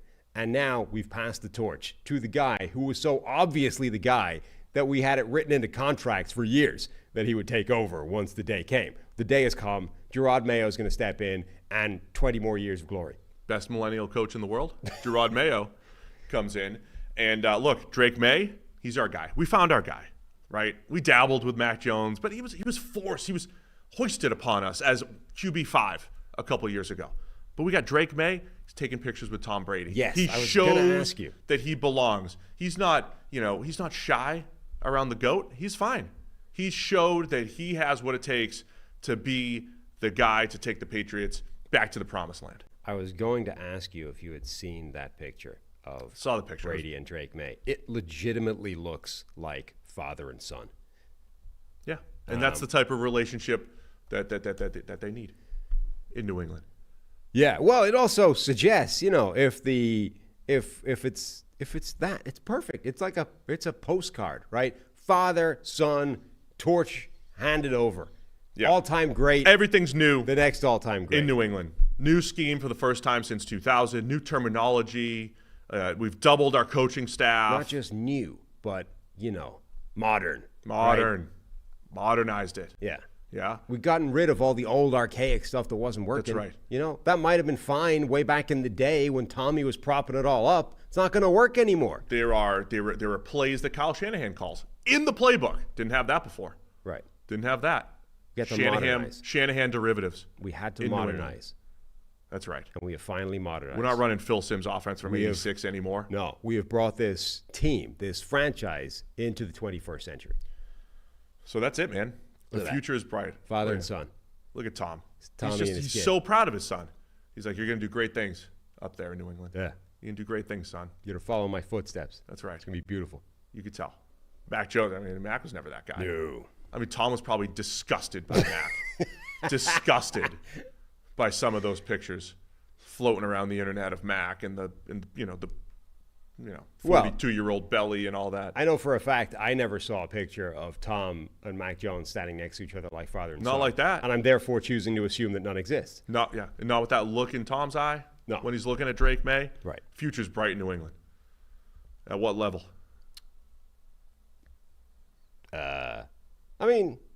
It should at least be a 3. It's another, new quarterback, and that you're going to have optimism. I don't know how well it's going to show this season, but you're going to have it. Yeah, but obviously we're selling it, but we talked about the Vikings having a great situation for a rookie. Yeah. Don't be too negative. That's what I'm saying. Eli's assuming it's a 2. Yeah. He's assuming it's a 2. I think that's kind of, Next year it's going to be a 4. Yeah. Next year it's a 4. Right. It's going to be better. Okay. New York Jets. Aaron Rodgers. It's a 5. Aaron Rodgers. Look, fate conspired and ruined what would have been the greatest storyline of the 2023 NFL season. Took it away from us after 4 snaps. Cruel and unusual punishment. This year is when we get it all back. This year is when fate is going to rebalance the scales, and the New York Football Jets are going to win their 2nd Super Bowl. It's going to be Aaron Rodgers, Joe Namath. That's what's happening this year. It was supposed to happen last year, and it got taken away cruelly after 4 snaps when some stupid body part like an Achilles just snapped. And the NFL knows. Now the Achilles is back. It's fixed. They're putting us on prime time. 5 times. We're kicking it off on Monday Night Football. Yeah. We're going to have Aaron run out of the tunnel with Old Glory, baby. We're bringing the flag back out, and we're saying, no, we're going to right all last year's wrongs. Mm-hmm. All of them. Aaron's back. He's healthy. Have you seen He's so far ahead of schedule. Far ahead of schedule. He was almost back. We could have had him back last year. Yeah. He could have played. Probably could have played by week 5 if he really wanted to push it. He's that good of one of the world's great healers. Yeah, Aaron Rodgers. Absolutely. Have you seen like the crisscrossing the country schedule that the NFL has the Jets undertaking because of this primetime stuff? I didn't look specifically through that lens. It's ridiculous. They're like they start off in like one coast, the next week is primetime on the next coast, and then they're back. So it's genuinely absurd. And God forbid something does happen to Aaron. We got Tyrod Taylor in there now. We got Tyrod in there now. Don't have to worry about Zach Wilson and we Tim got rid of him. Boyle. I mean, look, again, you can addition by subtraction. You know, Zach Wilson, we appreciate everything he did for the organization. Great kid, great attitude. Gave him a send-off on social media. Yeah, it was a lot like, just throwing in some child and asking him to try and run an organization. It's not going to work, right? So we have to get rid of him. In addition to tightening up the offensive line, Tyron Smith coming in, Olu Fashanu in the first round, and Morgan Moses, the great Morgan Moses comes in with a steal. They just stole him from the Ravens. Mike Williams coming in at receiver. So we're loaded up with playmakers, and we've had one of the best defenses in the league the last 2 years. We know they're going to keep that up. Drafted the next Deebo Samuel. That's right. We did. We wanted to get him in the second. We got him in the third. Right. And the next Derrick Henry. And the next Derrick Henry with Braylon Allen. So everything's better with the Jets to the point of Super Bowl or bust, baby. Oh, yeah. Not bust. Super Bowl. Yeah. Just Super Bowl. Just Super Bowl this year. And Aaron, back to the promised land. We have the best cornerback in the NFL. We got the best defensive line in the NFL. Quinn Williams. That's it. It's 5. Yeah. 5 level optimism for the Jets. Aaron Rodgers. 5 sell job, 5 actual for the Jets. Perfect. Baltimore Ravens. Reasons for optimism for the Ravens. It's still an amazing team. Yeah. John Harbaugh is the architect of this, not Mike, whatever his name is. McDonald. There you go. We're not. We got the reigning MVP. Like, you think this defense wasn't good before he got here? We've been doing this for 25 years. Yeah, been good since 2000. Right. It's not you. It's not McDonald. You're a product of us. Not the other way around. It's just some millennial coach. Right. He doesn't know what he's doing. We made you, not the other way around. We don't need you. You can leave. This thing will keep on trucking. We still have an amazing defensive roster. We still have an amazing offensive roster. This is a phenomenal football team coached by the second longest tenured coach in the NFL. The first? Is it him or Tomlin? Oh, it's Tomlin. Okay. Yeah. So one of the most longest tenured coaches in football. And the reason he's that long tenured is because he always wins. Just wins. Baby. And you know what Zach Orr is going to bring to the table as defensive coordinator. What does AI say he's going to bring to the table? I mean, I've been adding some color to what AI is bringing because he's just the second youngest coordinator in the league and has spent most of his NFL career with the Ravens, previously Ravens inside linebacker coach for 2 seasons. But you know this defense is going to be fundamentally sound, work downhill, be aggressive, dictate the action, all of those things. Yeah.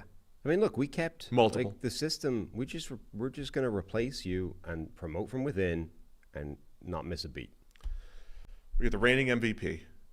And, you know, look, like we said about Josh Allen, right? Yeah, guys are going in and out, left and right. Two-time MVP now. 2-time MVP. That's rare air. At a young age. He's only like 22 years old still. Not many of those guys. He's just a child still. So much more room to grow for Lamar. He's just coming into his own. And, look, we were great last year. We were the best team in the NFL last year. We just, you know, hit a snag in the playoffs. But we've learned those lessons. We're going to run the ball more.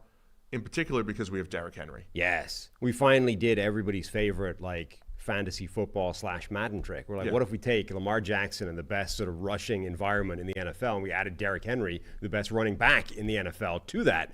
What does that do? We already know Derrick Henry's not slowing down. Derrick Henry's going to run for 3,000 yards. That's right. Him and Lamar, unstoppable. They're going to break the rushing record this year. We are. The Ravens. This offense is going to look like Michigan last year. They're going to have whole games where they don't pass. Yeah, and we're going to make NFL defenses look like Penn State in the second half. It's going to be like an Army game where it's just 38 rush attempts, 4 passes. Lamar's going to be 4 passes for 182 yards, and 2 touchdowns. Win it our way with Derrick Henry. And we all know Derrick Henry doesn't slow down. He actually gets stronger. The longer the game goes, the longer his career goes. Yes. The older he gets, the better he gets. Yeah. We're going to have him until he's 40. He's going to be a 40-year-old still trucking for 2,000 yards in our system in Baltimore. Well, think once you get that old man strength, right? Derrick Henry's already the most powerful running back in the NFL. Think what happens when he gets his old man strength. Not even in his prime yet. Right. Derrick Henry. And we're going to show you this season. Justin Madubuike is back. The team's back. Roquan Smith is really the key to the defense. Forget Mike McDonald. Yeah. We get everything we need. Super Bowl, baby. It's all happening in Baltimore. Nice. All right, what level of optimism is that? 4, 5? It's high. See, I think it's a 3. 3? Just because you know. Derrick Henry? Is that a 3? I know, but we sold it at a 5 ago. We're on a good run. Selling the people on what's happening here. But relative to last year, are we really, No, look, MVP Lamar Jackson, Derrick Henry, those two together make it a 4. I don't care. Anything else is relevant. Fine, 4. Especially if we're going to run for 3,000 across 2 different players. That's what I'm saying. Cincinnati Bengals. Well, Joe Burrow's back. I mean, look. Yeah. Last season, our understudies, they did an admirable job. They came in and they didn't embarrass themselves. But they're not Joe Burrow. They're not. Jake Browning.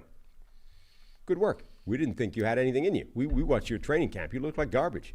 The offense didn't move when you were there in training camp. You got out there and you acquitted yourself well. But you're not Joe. You're not Joe Cool. Joe's Joe Cool. And he's back. I've seen the training camp videos this year already. He's out there throwing bombs to Jermaine Burton. To Jermaine Burton. Best wide receiver core in the league. When you got Jamar Chase, T. Higgins, Jermaine Burton as your 3, a legitimate downfield threat. He's catching 60-yarders in practice right now down the street over here in the bubble. Yeah. Best receiving core in the NFL for the Bengals. Joe Burrow's back. And when Burrow's back and healthy, they're right there. They're right there at the cusp of a Super Bowl. They're in the Super Bowl, and this is the year we get over the hump. There are 3 or 4 transcendent quarterbacks in today's NFL. We got one of them. That's right. And he's back, baby. That's it.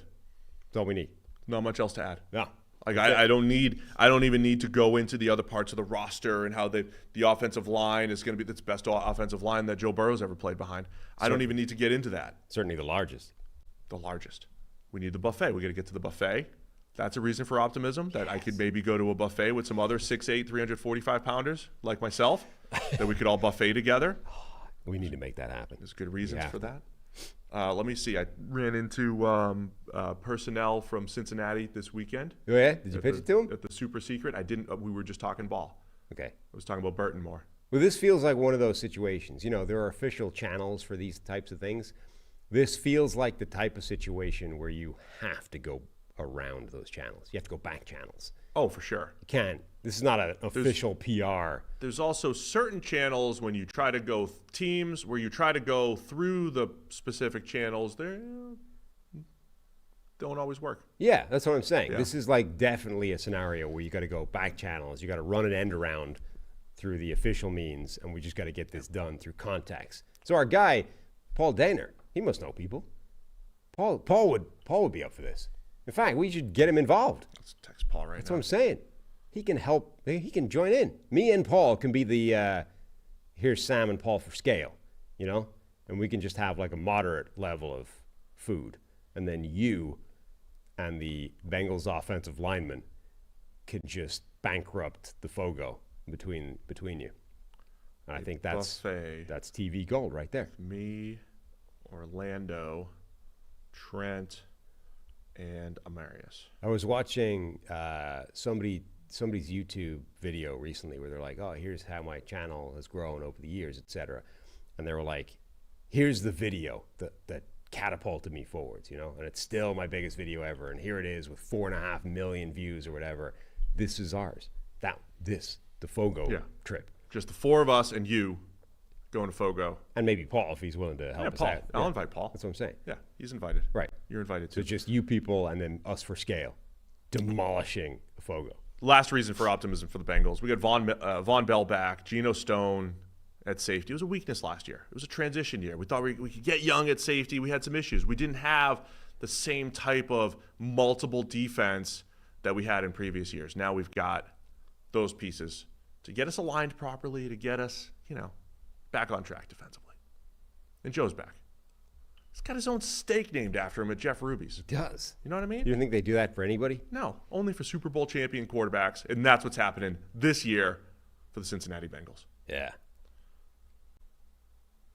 Cleveland Browns. What do we got to give away? Oh, what level of optimism for the Bengals? That's a 5. When Joe's back, it's a 5. A 5. We had a winning record with Jake Browning last year. Super Bowl, baby. It's a 5. Okay. Burrow's back. Burrow's back. All right. All right, Cleveland Browns. Cleveland Reasons for Browns. optimism for the Browns. This is the best roster in football, and the quarterback at the helm of it has proven quality play in his past. Well said. Thank you. We took a quarterback who was sitting on the couch like you and I, and we brought him to the playoffs last year. Yeah. Joe Flacco. Right. That's how good the Cleveland Browns roster is. The offensive line, the run game, the playmakers, Kevin Stefanski. Revolving door of quarterbacks last year. Still a playoff team. That's how good this roster is. The defensive line, Jim Schwartz, everything that they did. Now, full year of Deshaun Watson. Yeah, and part of the problem, with Deshaun Watson thus far has been this, air of negativity in the building. But we fixed that by bringing in Jameis Winston, who is the king of positive vibes. So we've completely transformed the whole situation. We're going to be eating W's like crazy next year. That's it. Eating W's. Uh-huh. Great tactical move by our Cleveland Browns. See, that just underscores the shrewdness of the front office. They've said, okay, look, from a strictly football point of view, this should be working. But why isn't it? Why isn't it yet? We're lacking some chemical magic. Right? And that's where do how you good- go when you're lacking chemical magic? You go to Jameis. That's how good this roster is. That the tactical moves that we're making this offseason are, QB 2 and 3. We're filling in with backups. We're stealing wide receivers from mid-round picks and Jerry Jeudy like we did with Amari Cooper. We also understand the value of these guys goes beyond just QB 2 and 3. We are upping the level of just joy in the locker room, 24/7. Joy through the roof. Optimism through the roof. We already got Myles Garrett all the help that he needed last year. We saw that. This defense was cooking last year. We're going to cook again. Defensive player of the year. Defensive player of the year. Best defensive player in football. Myles Garrett. Unquestionably, Absolutely. now that Aaron Donald's out of the league. I mean, he's the defensive player of the year. That's what I'm saying. Who can argue with that? Who could possibly rival that? We'll see with the next team. Cleveland Browns. We're righting all sorts of wrongs, historical wrongs this year with a Super Bowl run. Now I'm just declaring Super Bowl for everybody. Everybody. Yeah. Watson's back to 2020 form this year, right? He's healthy. He's not dealing with the pesky shoulder from last year. Don't forget about the pesky shoulder. That was a big issue. Healthy Deshaun Watson, best roster in football, to the moon. Cleveland Browns. Easy. What level of optimism is that? I mean, 4? It's a really good team. Yeah. I think the whole AFC North should be really optimistic. Really optimistic. Just like the NFC North. Lots of optimism there. All right, we're on to the Pittsburgh Steelers. Reasons for optimism for the Steelers. Best defensive player in football. Get the best defensive player in football, TJ Watt. TJ Watt. He's got an incredible support system in his family and his big brother JJ, right? So TJ, he's as great as he is, the support that he gets from JJ to inspire TJ to greatness and to motivate him. I mean, you can't top that. And so the Watts are a big factor. I mean, J.J. Watt, really. If you ask J.J. Watt, what is the secret to Pittsburgh's success? J.J. would say it's J.J. Watt, probably. Well, look, other players out there, they might have flashier made-up numbers, They might have better win rates, whatever those are, right? But T.J. Watt is a playmaker. He makes the plays that impact wins and losses. Yeah. He makes the plays that transform games. He gets more sacks. He gets more forced fumbles. He gets interceptions. This guy he understands how to conserve his energy and save his best plays for the most critical times. So when you need a play, TJ's going to come up with one. He's going to find the fumble. He's going to find the strip sack. He's going to find the interception. And that's why, it's not Tomlin. That's why the Steelers win every year. It's because TJ's there. Look at TJ's record. Look at the wit out splits. And we got TJ. He's back. He's healthy. And we're going to win a lot of football. Plus, we've drafted extremely well the last couple of years. Look at the influx of talent Omar Khan has brought to the table in Pittsburgh. Rebuilt an offensive line. Completely rebuilt it. Quarterback room now on pennies. Now, cheap. And then look at the hand size in the quarterback room. We're not dealing with Kenny Pickett with his small little gloves. No, we got rid of those. Gone. Yeah. We got Russ back. We got Russ here. We got Justin Fields. We got 2 starters who are better than Kenny Pickett. We made a mistake, right? We went against the hand size thresholds. Yeah. And we said, look, we think Kenny can be that guy to overcome tiny little hands. Never again. Can't do it. Turns out there's a reason we focus on the hand size. So now we've gone and got Russell Wilson, giant hands, right? That's why he succeeded, you know? He slid to the 3rd round because you got this 5'11" quarterback. People are like, you can't play at that size, but you can when you've got giant mitts for hands. And do you think Nathaniel Hackett was going to be the one to get the best out of Russell Wilson? Did you think Sean Payton was really going to be the one to get the best out of Russell Wilson? We're going to do it here in Pittsburgh. Arthur Smith is the guy. Mike Tomlin, they're the guys to get the best out of Russ. Yes. I said it with a straight face. You nodded with a straight face. I did. We've got the cheapest wide receiver QB room in the league, and they're going to be effective. Justin Fields is not just a contingency plan at quarterback. This guy is going to be returning kicks. We're going to line him up everywhere. Straight playmaker. Exactly. Baller. Offensive weapon trademark. Yeah, he might be taking handoffs. In honor of, if needed. In honor of NCAA football coming back. Denard Robinson, offensive playmaker trademark. Copyright logos. Weapon, baby. That's what we have in Justin Fields. Get George Pickens ready to break out. And we just got back to our roots, Sam. We just drafted 3 offensive linemen with our first 5 picks. Yeah. Our 3rd offensive lineman, McCormick, he's starting for most teams. Doesn't need to start here. He's starting for most teams. Mahler, he epitomizes what we believe in Pittsburgh. So we got back to our roots with the offensive line. We're going to run the ball. We're going to play some defense. We're going to get the best out of Russ. We're back. Go Steelers. Yeah. What level of optimism did we just discuss? 4? Yeah, it's a 3 or 4. Yeah. Steelers. There's not a lot of 2 optimisms here. No. Well, there's a few. We got to. Steelers fans, I think, are generally good at being optimistic. Oh, yeah. Yeah. The front office knows what they're doing. That's what they usually lean into. Has my collar been off this whole time? Does it matter? And if it looks ridiculous, it's going to be bad for the social clips. Okay. 3.5 for me. Level 3.5. optimism. I don't know if the slider can handle that. You want to give it a 4 level optimism for the Pittsburgh Steelers? I mean, I don't know. Maybe it can. I just don't want to put that kind of pressure on Eli in there. 2 more divisions to go here. Going to the AFC South, it's the Houston Texans. Reasons for optimism. Okay. Houston Texans. Well, we kept the great Bobby Slowick in the building. Yeah. The vultures were circling after last season. Everyone in the NFL wanted Bobby. He said, nope, back to Houston. Right. I don't want to go. They were trying to poach him left, right, and center. Why would I leave greatness? Why would I go to your bum franchise and try and rescue this mess you've got right here when over there, back when I just arrived, I have already fixed it and I have transformed this bottom-dwelling team into the next Super Bowl champion? I'm staying with D'Amico, staying with Caserio, staying with CJ, because we got a good thing going here. I have the next great young quarterback under my control. Yeah. I am operating all the switches. And we brought in the receiver that created Josh Allen. Yes. So now I've got do CJ those Stroud. Before and after splits. I got CJ Stroud, who's already amazing. We nailed the Tank Dell pick. I got Nico Collins' breakout season already done. And now I add to that the receiver that made Josh Allen. Just a cherry on the top. Best receiving core in the NFL. Stephon Diggs, Nico Collins, Tank Dell. Uh-huh. With the side of Dalton Schultz. Yeah. At least the best top 4 group of playmakers right there. And just like the San Francisco 49ers. People might look at this offensive line and say, ooh, is that a problem? No, not in this offense, because I understand how to hide it.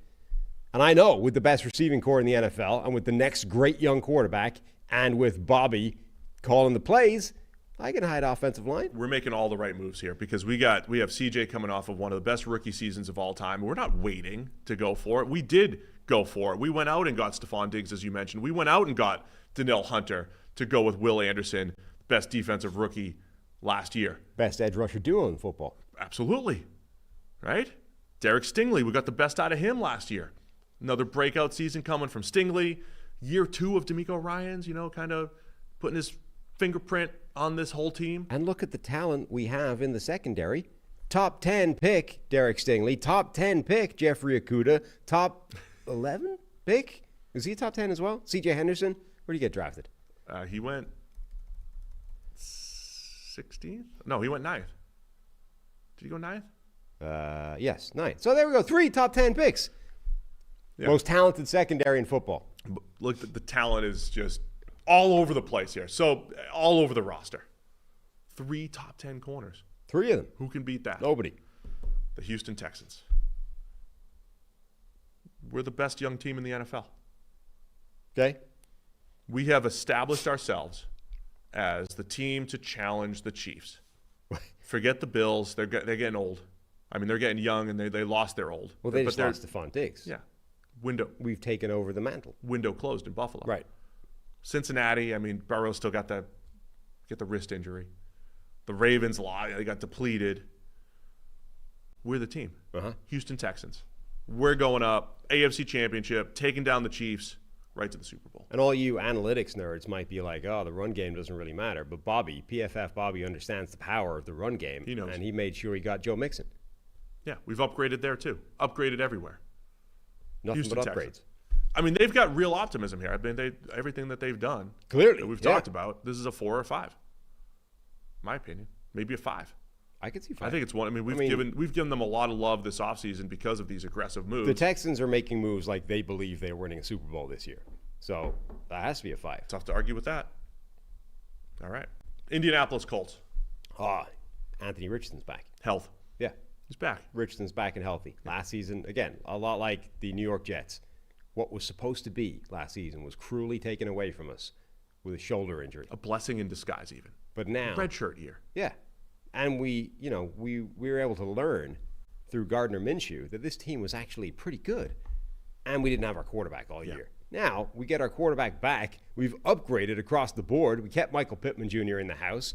We stole multiple players in the draft, right? Best defensive player in the draft. Exactly. Latu. In the first round. Absolute dominant playmaker. A guy whose statistics and production profile in college suggests we just got the next Nick Bosa.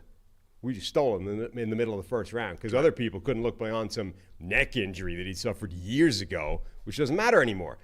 Adonai Mitchell, some bad-mouthing scouting reports from anonymous scouts talking about an attitude problem. Or maybe from the Colts to help him drop. Maybe. Or what's the thing that he's got? Diabetes? Yeah. Type 1? Whatever.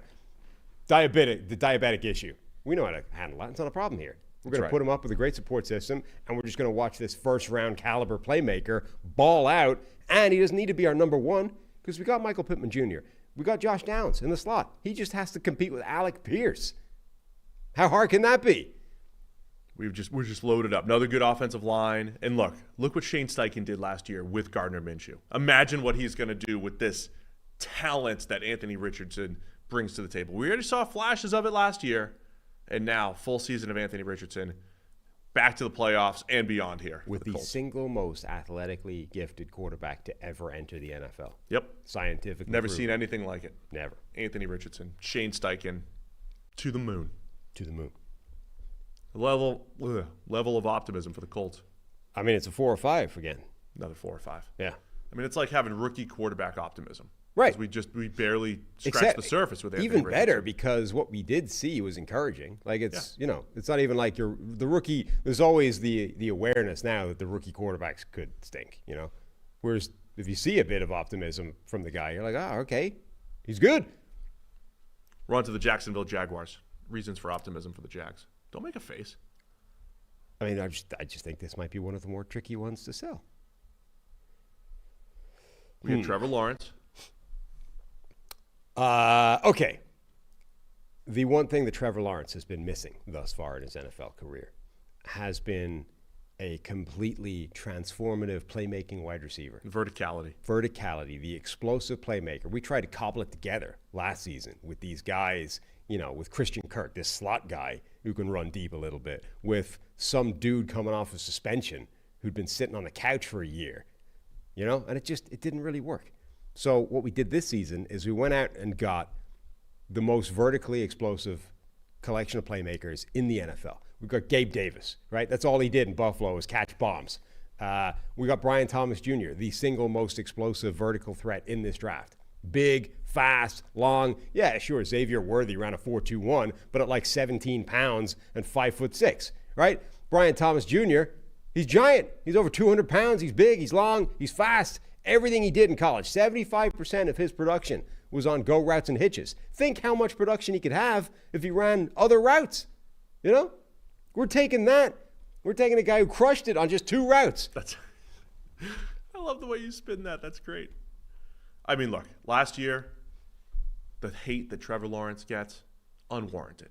There is a 2.5-minute video out there of Trevor Lawrence just either having passes drop in his receiver's hands and them somehow conspiring either not to catch them or to catch them but not get 2 feet down, or just hair near misses that were inches away from touchdowns. It's like almost 3 minutes long, Yeah. And you think that's going to happen again? Number one, there's that. Number two, there's the injury that he suffered and was playing through. Last year was not injury? Trevor Lawrence. How about 5 injuries? Whatever. Point being, I said this at the time, that at some point in the offseason, the narrative around Trevor Lawrence is going to jump the shark because people are going to forget what happened last year that actually explains why he wasn't as good as he is. I think 2022 showed Trevor Lawrence can be a star. This is the year we're off to superstardom for Trevor Lawrence. We're going to see him elevate the young receivers. The offensive line is going to be solid. Eric Armstead coming in on the defensive line. Well, he's going to teach Trayvon Walker how to play football. That's right. Similar body type. So you got Trayvon Walker and Eric Armstead. We locked up Josh Allen. We haven't been locking up our young players here in Jacksonville for a while. We finally have something to feel good about. Josh Allen, Jag for life. We finally got some young players worth locking up. That's what I mean. It's all pointed in the right direction here in Jacksonville. Yeah. Bring in Darnell Savage and Ronald Darby. Good, solid secondary. So look, there's some people out the door, but we replaced them all with comparable or better, mostly better players than last year. Lawrence becomes a superstar. Jags are going to the Super Bowl. Okay. All right, now I'm at that point in the show where I'm a little delirious and declaring everybody's going to the Super Bowl. Yeah, I see that. Level of optimism for the Jags. It's like a 3 at best. Might be a 2. They brought in Mac Jones. They might be the 2. I mean, Mac's a good backup. Is he? Yes. Is he really? Yes. It's a good backup. I mean, he's leaving the chains of Bill Belichick. Free the shackles. I mean, we might, the shackles. We might want to have Bill on the show at some point. So I don't. Those are jokes. We're just joking. The whole show is, Bill's great. The problem with this is, there's going to be a bunch of social media clips from this show. If we attack, I don't know in single social media clip form if the tongue-in-cheek nature of the show comes across. If we attack the pessimism show with the same level of vigor, that's going to be a problem. That might be bad. Yeah. When we're like, the Chiefs are cooked. They're done. They haven't won a Super Bowl since January. It's only a problem if people don't understand the joke on the clip. Yeah. You have to see the whole thing. So you got to watch the whole show. Take a step back. Watch the 30,000-foot view. Jags are 3-level optimism. Yeah. 3's fine. Tennessee Titans rounding out the AFC South here. Well, simple. We have built around Will Levis. Absolutely. We have a first-round talent at quarterback. Guy that should have been the second quarterback off the board a year ago. We would have taken him at pick 12. Right. For some reason, the man slid out of the first round. We pounced, grabbed him at the top of the second. And look, we didn't have the infrastructure last year for him to step in and succeed. We do now. We went and got him receivers. We had to get DeAndre Hopkins to give him somebody to throw to. Now, we added Calvin Ridley to that. We added Tyler Boyd in free agency to that. That's a great trio. We weren't done there. We got Jaquan Jackson in the draft, right? Like a successor to the slot. And now we can make Treylon Burks into just the gadget player that he was in college, where he was a dominant force. But that's just your receiving core, right? Receiving core and a quarterback can't work if he doesn't have protection in front of him. So we overhaul the offensive line as well. Look at the players we've added. We added J.C. Latham, the strongest, most powerful, dominant offensive lineman. He's going to be our left tackle. Lloyd Cushenberry, guy whose career took a little bit of time to get going, but right now, high-quality center, you know? And then, so that's 4/5 now of our offensive line is at least in really good shape. With Bill Callahan piecing it all together. Right. Best offensive line coach in the NFL. Bill coming over with his son Brian, the new head coach. Right. So just new. It's all new. And that's why we're not giving up on Nicholas Petit-Frere at right tackle. That's right. We understand he's got the ability, and now we've got the coach to get the best out of him. Do we need some Titans defensive coordinator analysis, Denard Wilson? Do we? AI claims Wilson's philosophy is to create an attacking defense that is smart, intelligent, and violent. Who could do anything better than that than Denard Wilson? He said that the defense will come to life when the players believe in one another and trust in one another. And I'll tell you this, that's what's happening right now. OTAs, that's where the trust is being built. You need to run through like all of the defensive coordinators on AI to find out if there's a single person's blurb that could not apply to all of the other ones as well. It's actually very funny. It's very good. And then defense, you get Tavondre, speaking of trust, we get Tavondre Sweat. Unique playmaker. Yeah. No other. We're immediately playing 11 on 10 because he's just going to eat up two players every play. Bill Parcells, one of the smartest coaches in NFL history. That man talked about the planet theory. There are one Tavondre Sweats on this planet. We got him. We brought in L'Jarius Sneed for an absolute steal. That's a top-tier corner. Do you see the list of receivers he shut down last year? All of them. Right. Steal. Now we've got him on our defense. Better on both sides of the ball. Year 2 of Will Levis. We saw what Will Levis was capable of, the high-end play. We're going to extract that out of him. 4 touchdowns, game 1. Every week. Will Levis. To the moon. Optimism in Tennessee. And at what level? I think that's a 4. Okay. Right? They got it's a good roster for this year. There's a good nucleus here. All the guys we added, they're all veterans. They can contribute right away. It's they good can do locker it right away. It's the trust that Wilson's talking about. We have that. Yeah. Top to bottom on this roster. Nice. We're going to wrap it up with the AFC West here, starting with the Denver Broncos. We got our guy. We got our quarterback. Yeah. Everyone else is focusing on these other guys at the top of the draft, top first 5 picks. QB6. Right. Our QB1. We identified this. We looked in his backpack. We found nothing but football. And from that moment on, we knew he's our guy. Got rid of Jerry Jeudy. He had his waste of space, opening the door for Marvin Mims Jr. and Troy Franklin. His pro day was on during free agency. Nobody else saw him. Hidden gem. We saw him. Yeah. We went to see. We knew.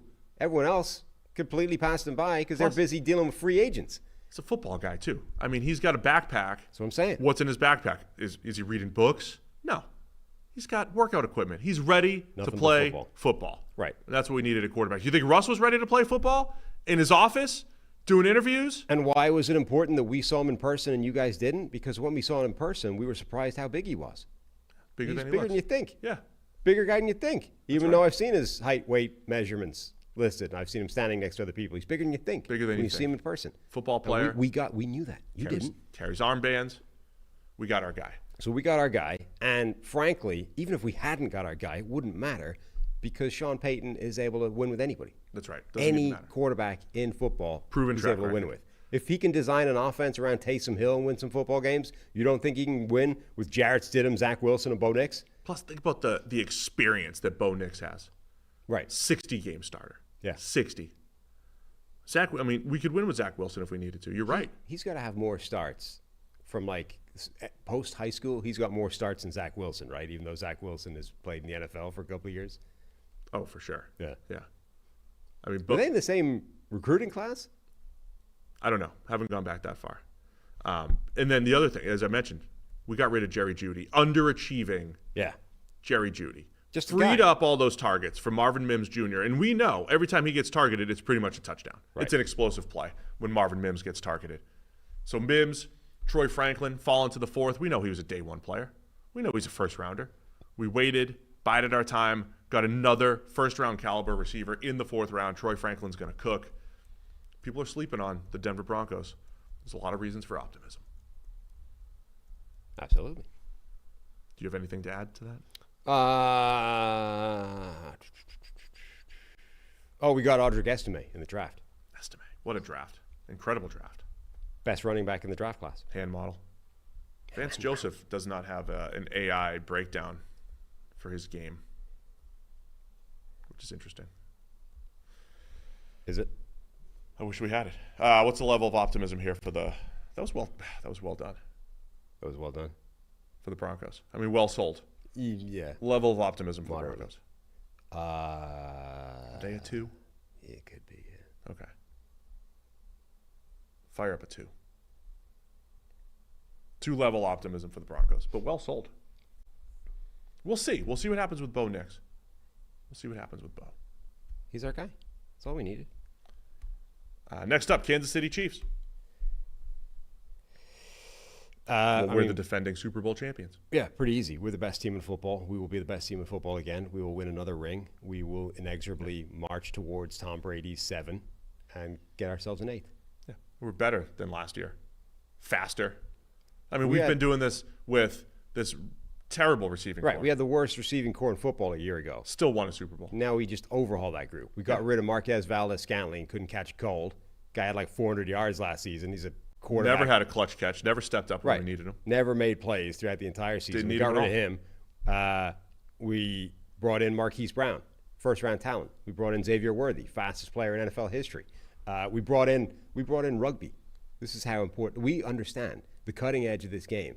The kick return just got returned. The kick return is back this year. And we went and got ourselves a rugby playmaker to best utilize that. And sure, he's going to be listed as like a running back, but he's going to be... Not in this system. No, he's going to be a trickster. Weapon. Right. We got a guy in Travis Kelce who already wants to do that kind of stuff. Now we're going to teach him a little bit. Best rugby team in football. Best rugby That's team what we in have. football. The Kansas City Chiefs. We got Travis back. Yep. He's rejuvenated. It's like, oh, I'm getting old. I'm getting slow. But no, like he's revitalized. Well, he's going on motivated. Tour with Taylor and everything. He's ready to go. He's still motivated to show his best stuff so that he looks good for the misses. Absolutely. So we got Travis back. We re-signed Chris Jones. We get the nucleus locked in for the foreseeable future. Yep. And plus, the rest of the NFL, they're all just throwing money at all these quarterbacks who aren't as good as Pat. And every single day that goes by, Pat, his contract looks better and better. Team-friendly deal will be for the next 10 years. Great position of power for the Kansas City Chiefs. You got 6 straight Super Bowls in a row coming. So yeah, this one's easy. What could go wrong? 5 for the Chiefs. Yeah. The best team in football.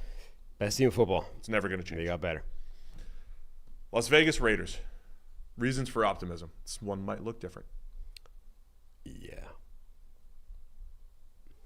Go.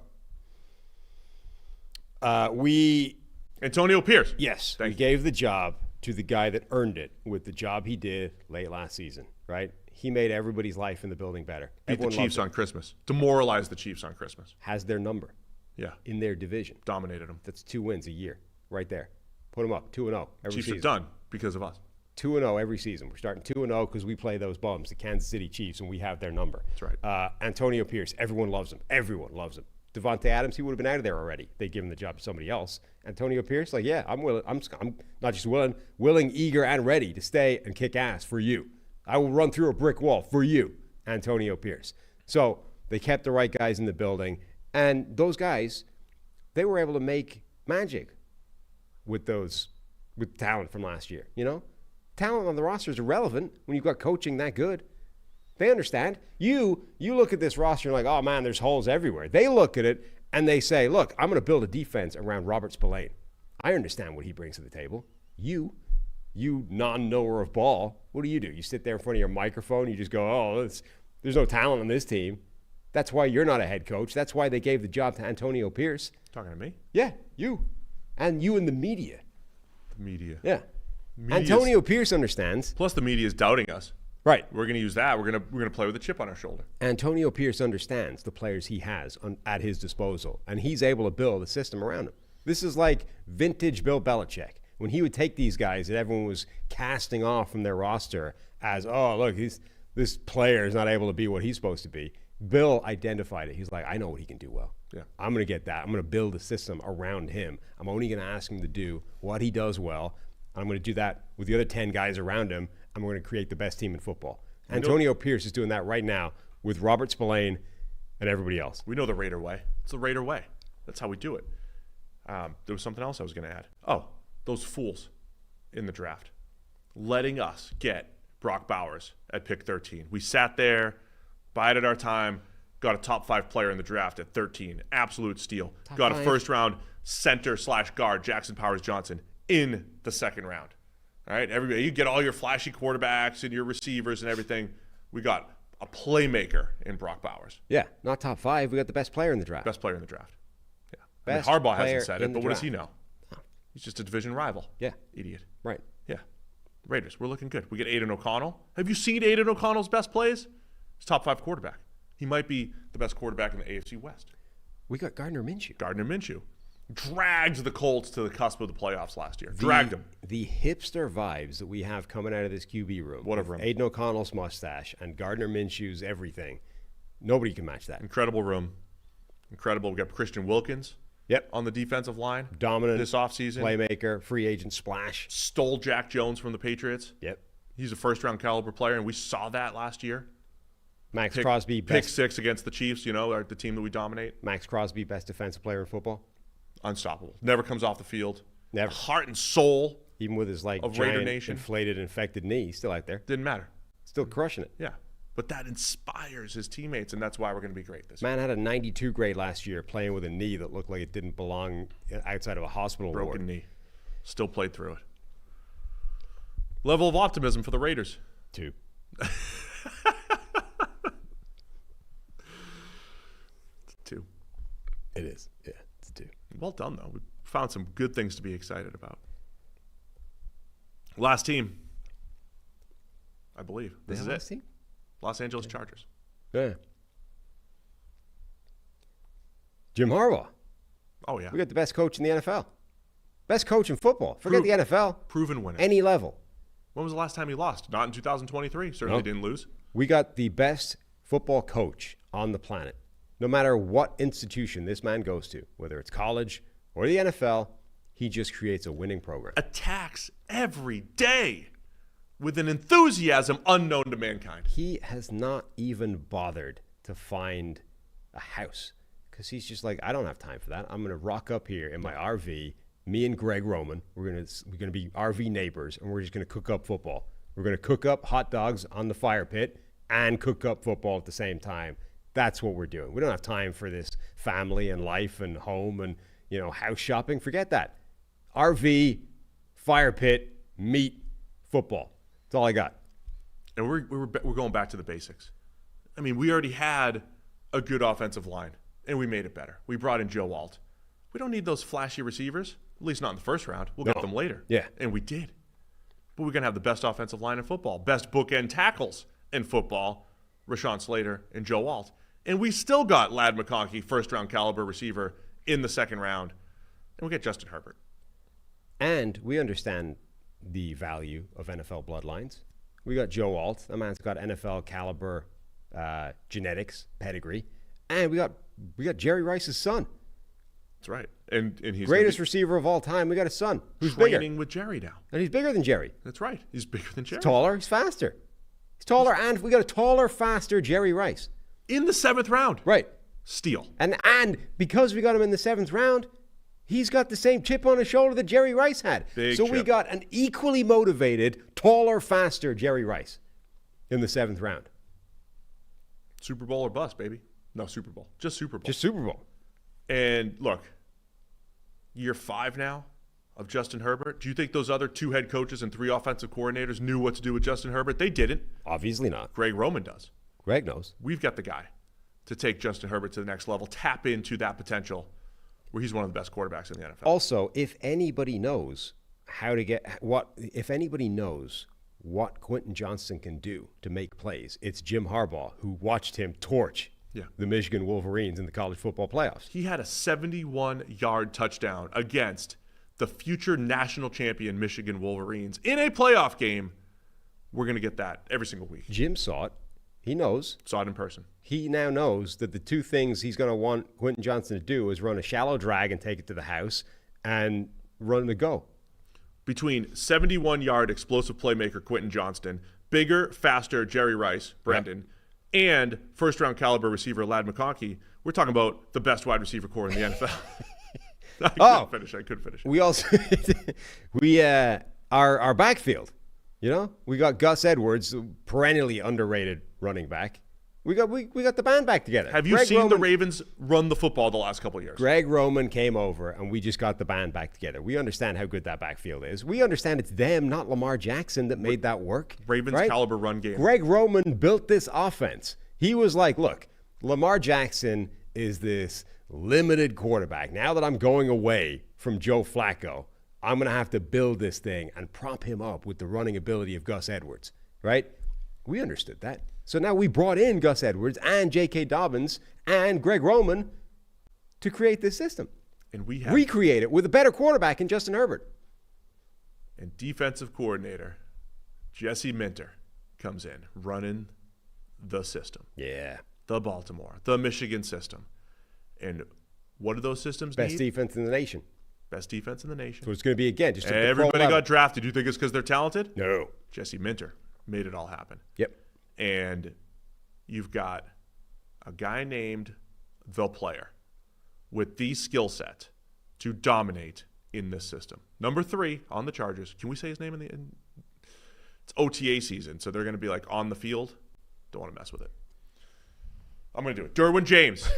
Unlocking the star power of Derwin James. Brandon didn't know what to do with him. No. Derwin James, baby. To the moon. Yep. Level of optimism for the Chargers. 4? Yeah, I think a 4. I think it's a 4. 4-level optimism. Culture shift. Don't forget about the culture shift. Whole shift with Harbaugh coming in. Yeah. I mean, Jim, man, that's your North Star now. You're going to doubt Jim? No. Certainly not. Man doesn't have time to have outfits that are beyond khakis and polo shirts. Team-issued polo shirts. Straight football guy. Khakis. That man gets out of bed in the RV, puts on the same khakis and polo, rolls right in there to work with Greg, right? They just hop right out of the RVs. Grinding. Into the building. More football. Back in the evening again. Still cooking up football along with the cookout around the fire pit. Right back to bed. Repeat. Rinse what and repeat. a life. That's how we should podcast. Yeah. With that level of enthusiasm. We just live right next to each other. We grill out every night and we just get to podcasting and do it all day. All day. Nothing but podcast. Feels like we're here all day sometimes, but that's it, man. Jorge Rodriguez says these guys love the Chargers. Have you watched this entire show? We love all 32 teams. That's why we're optimistic about all 32 teams. Gave you something to be optimistic about for your team here during OTA season. We should definitely not do the pessimism show with the same level of enthusiasm. I don't know. Like, worst team in the NFL. I mean, theoretically, the case that you're making is so cartoonish that it has to be. Like, if people can't identify that some of these things are jokes, that's kind of on them, not us. You know? Yeah. Like, if we're out here talking about, I don't know, Patrick Mahomes, like, it's too late. He's expended all of his talent. Coming off his worst statistical season. He's already expended all of his talent. He's already on the decline. It's done. That's his career. He's on the downslope. Like, if people can't identify that as a joke from the clip, that feels more like a them problem than an us problem. I forgot that this year this show always starts out as like, all right, we'll add some real points. And then I get into monologue-y, let's see what happens. But it's fun. Anyway, we appreciate everybody for tuning in today. We've already got a bunch of emails with off-season requests and show ideas. Please keep firing those along. NFL Podcast at PFF.com. All right, we are doing 2 shows a week, so we're going to go Monday, Thursday. So be ready for that. Big show on Thursday. I believe Thursday is going to be our first watch-along. We're going to go back and rewatch the 2011 draft with you. Together, 2011 draft. 5 quarterbacks, I believe, in the first round. Was that the 5 quarterbacks? That was Newton, Blaine Gabbert, Jake Locker, Christian Ponder. Was there a 5th? The next year there was a bunch too.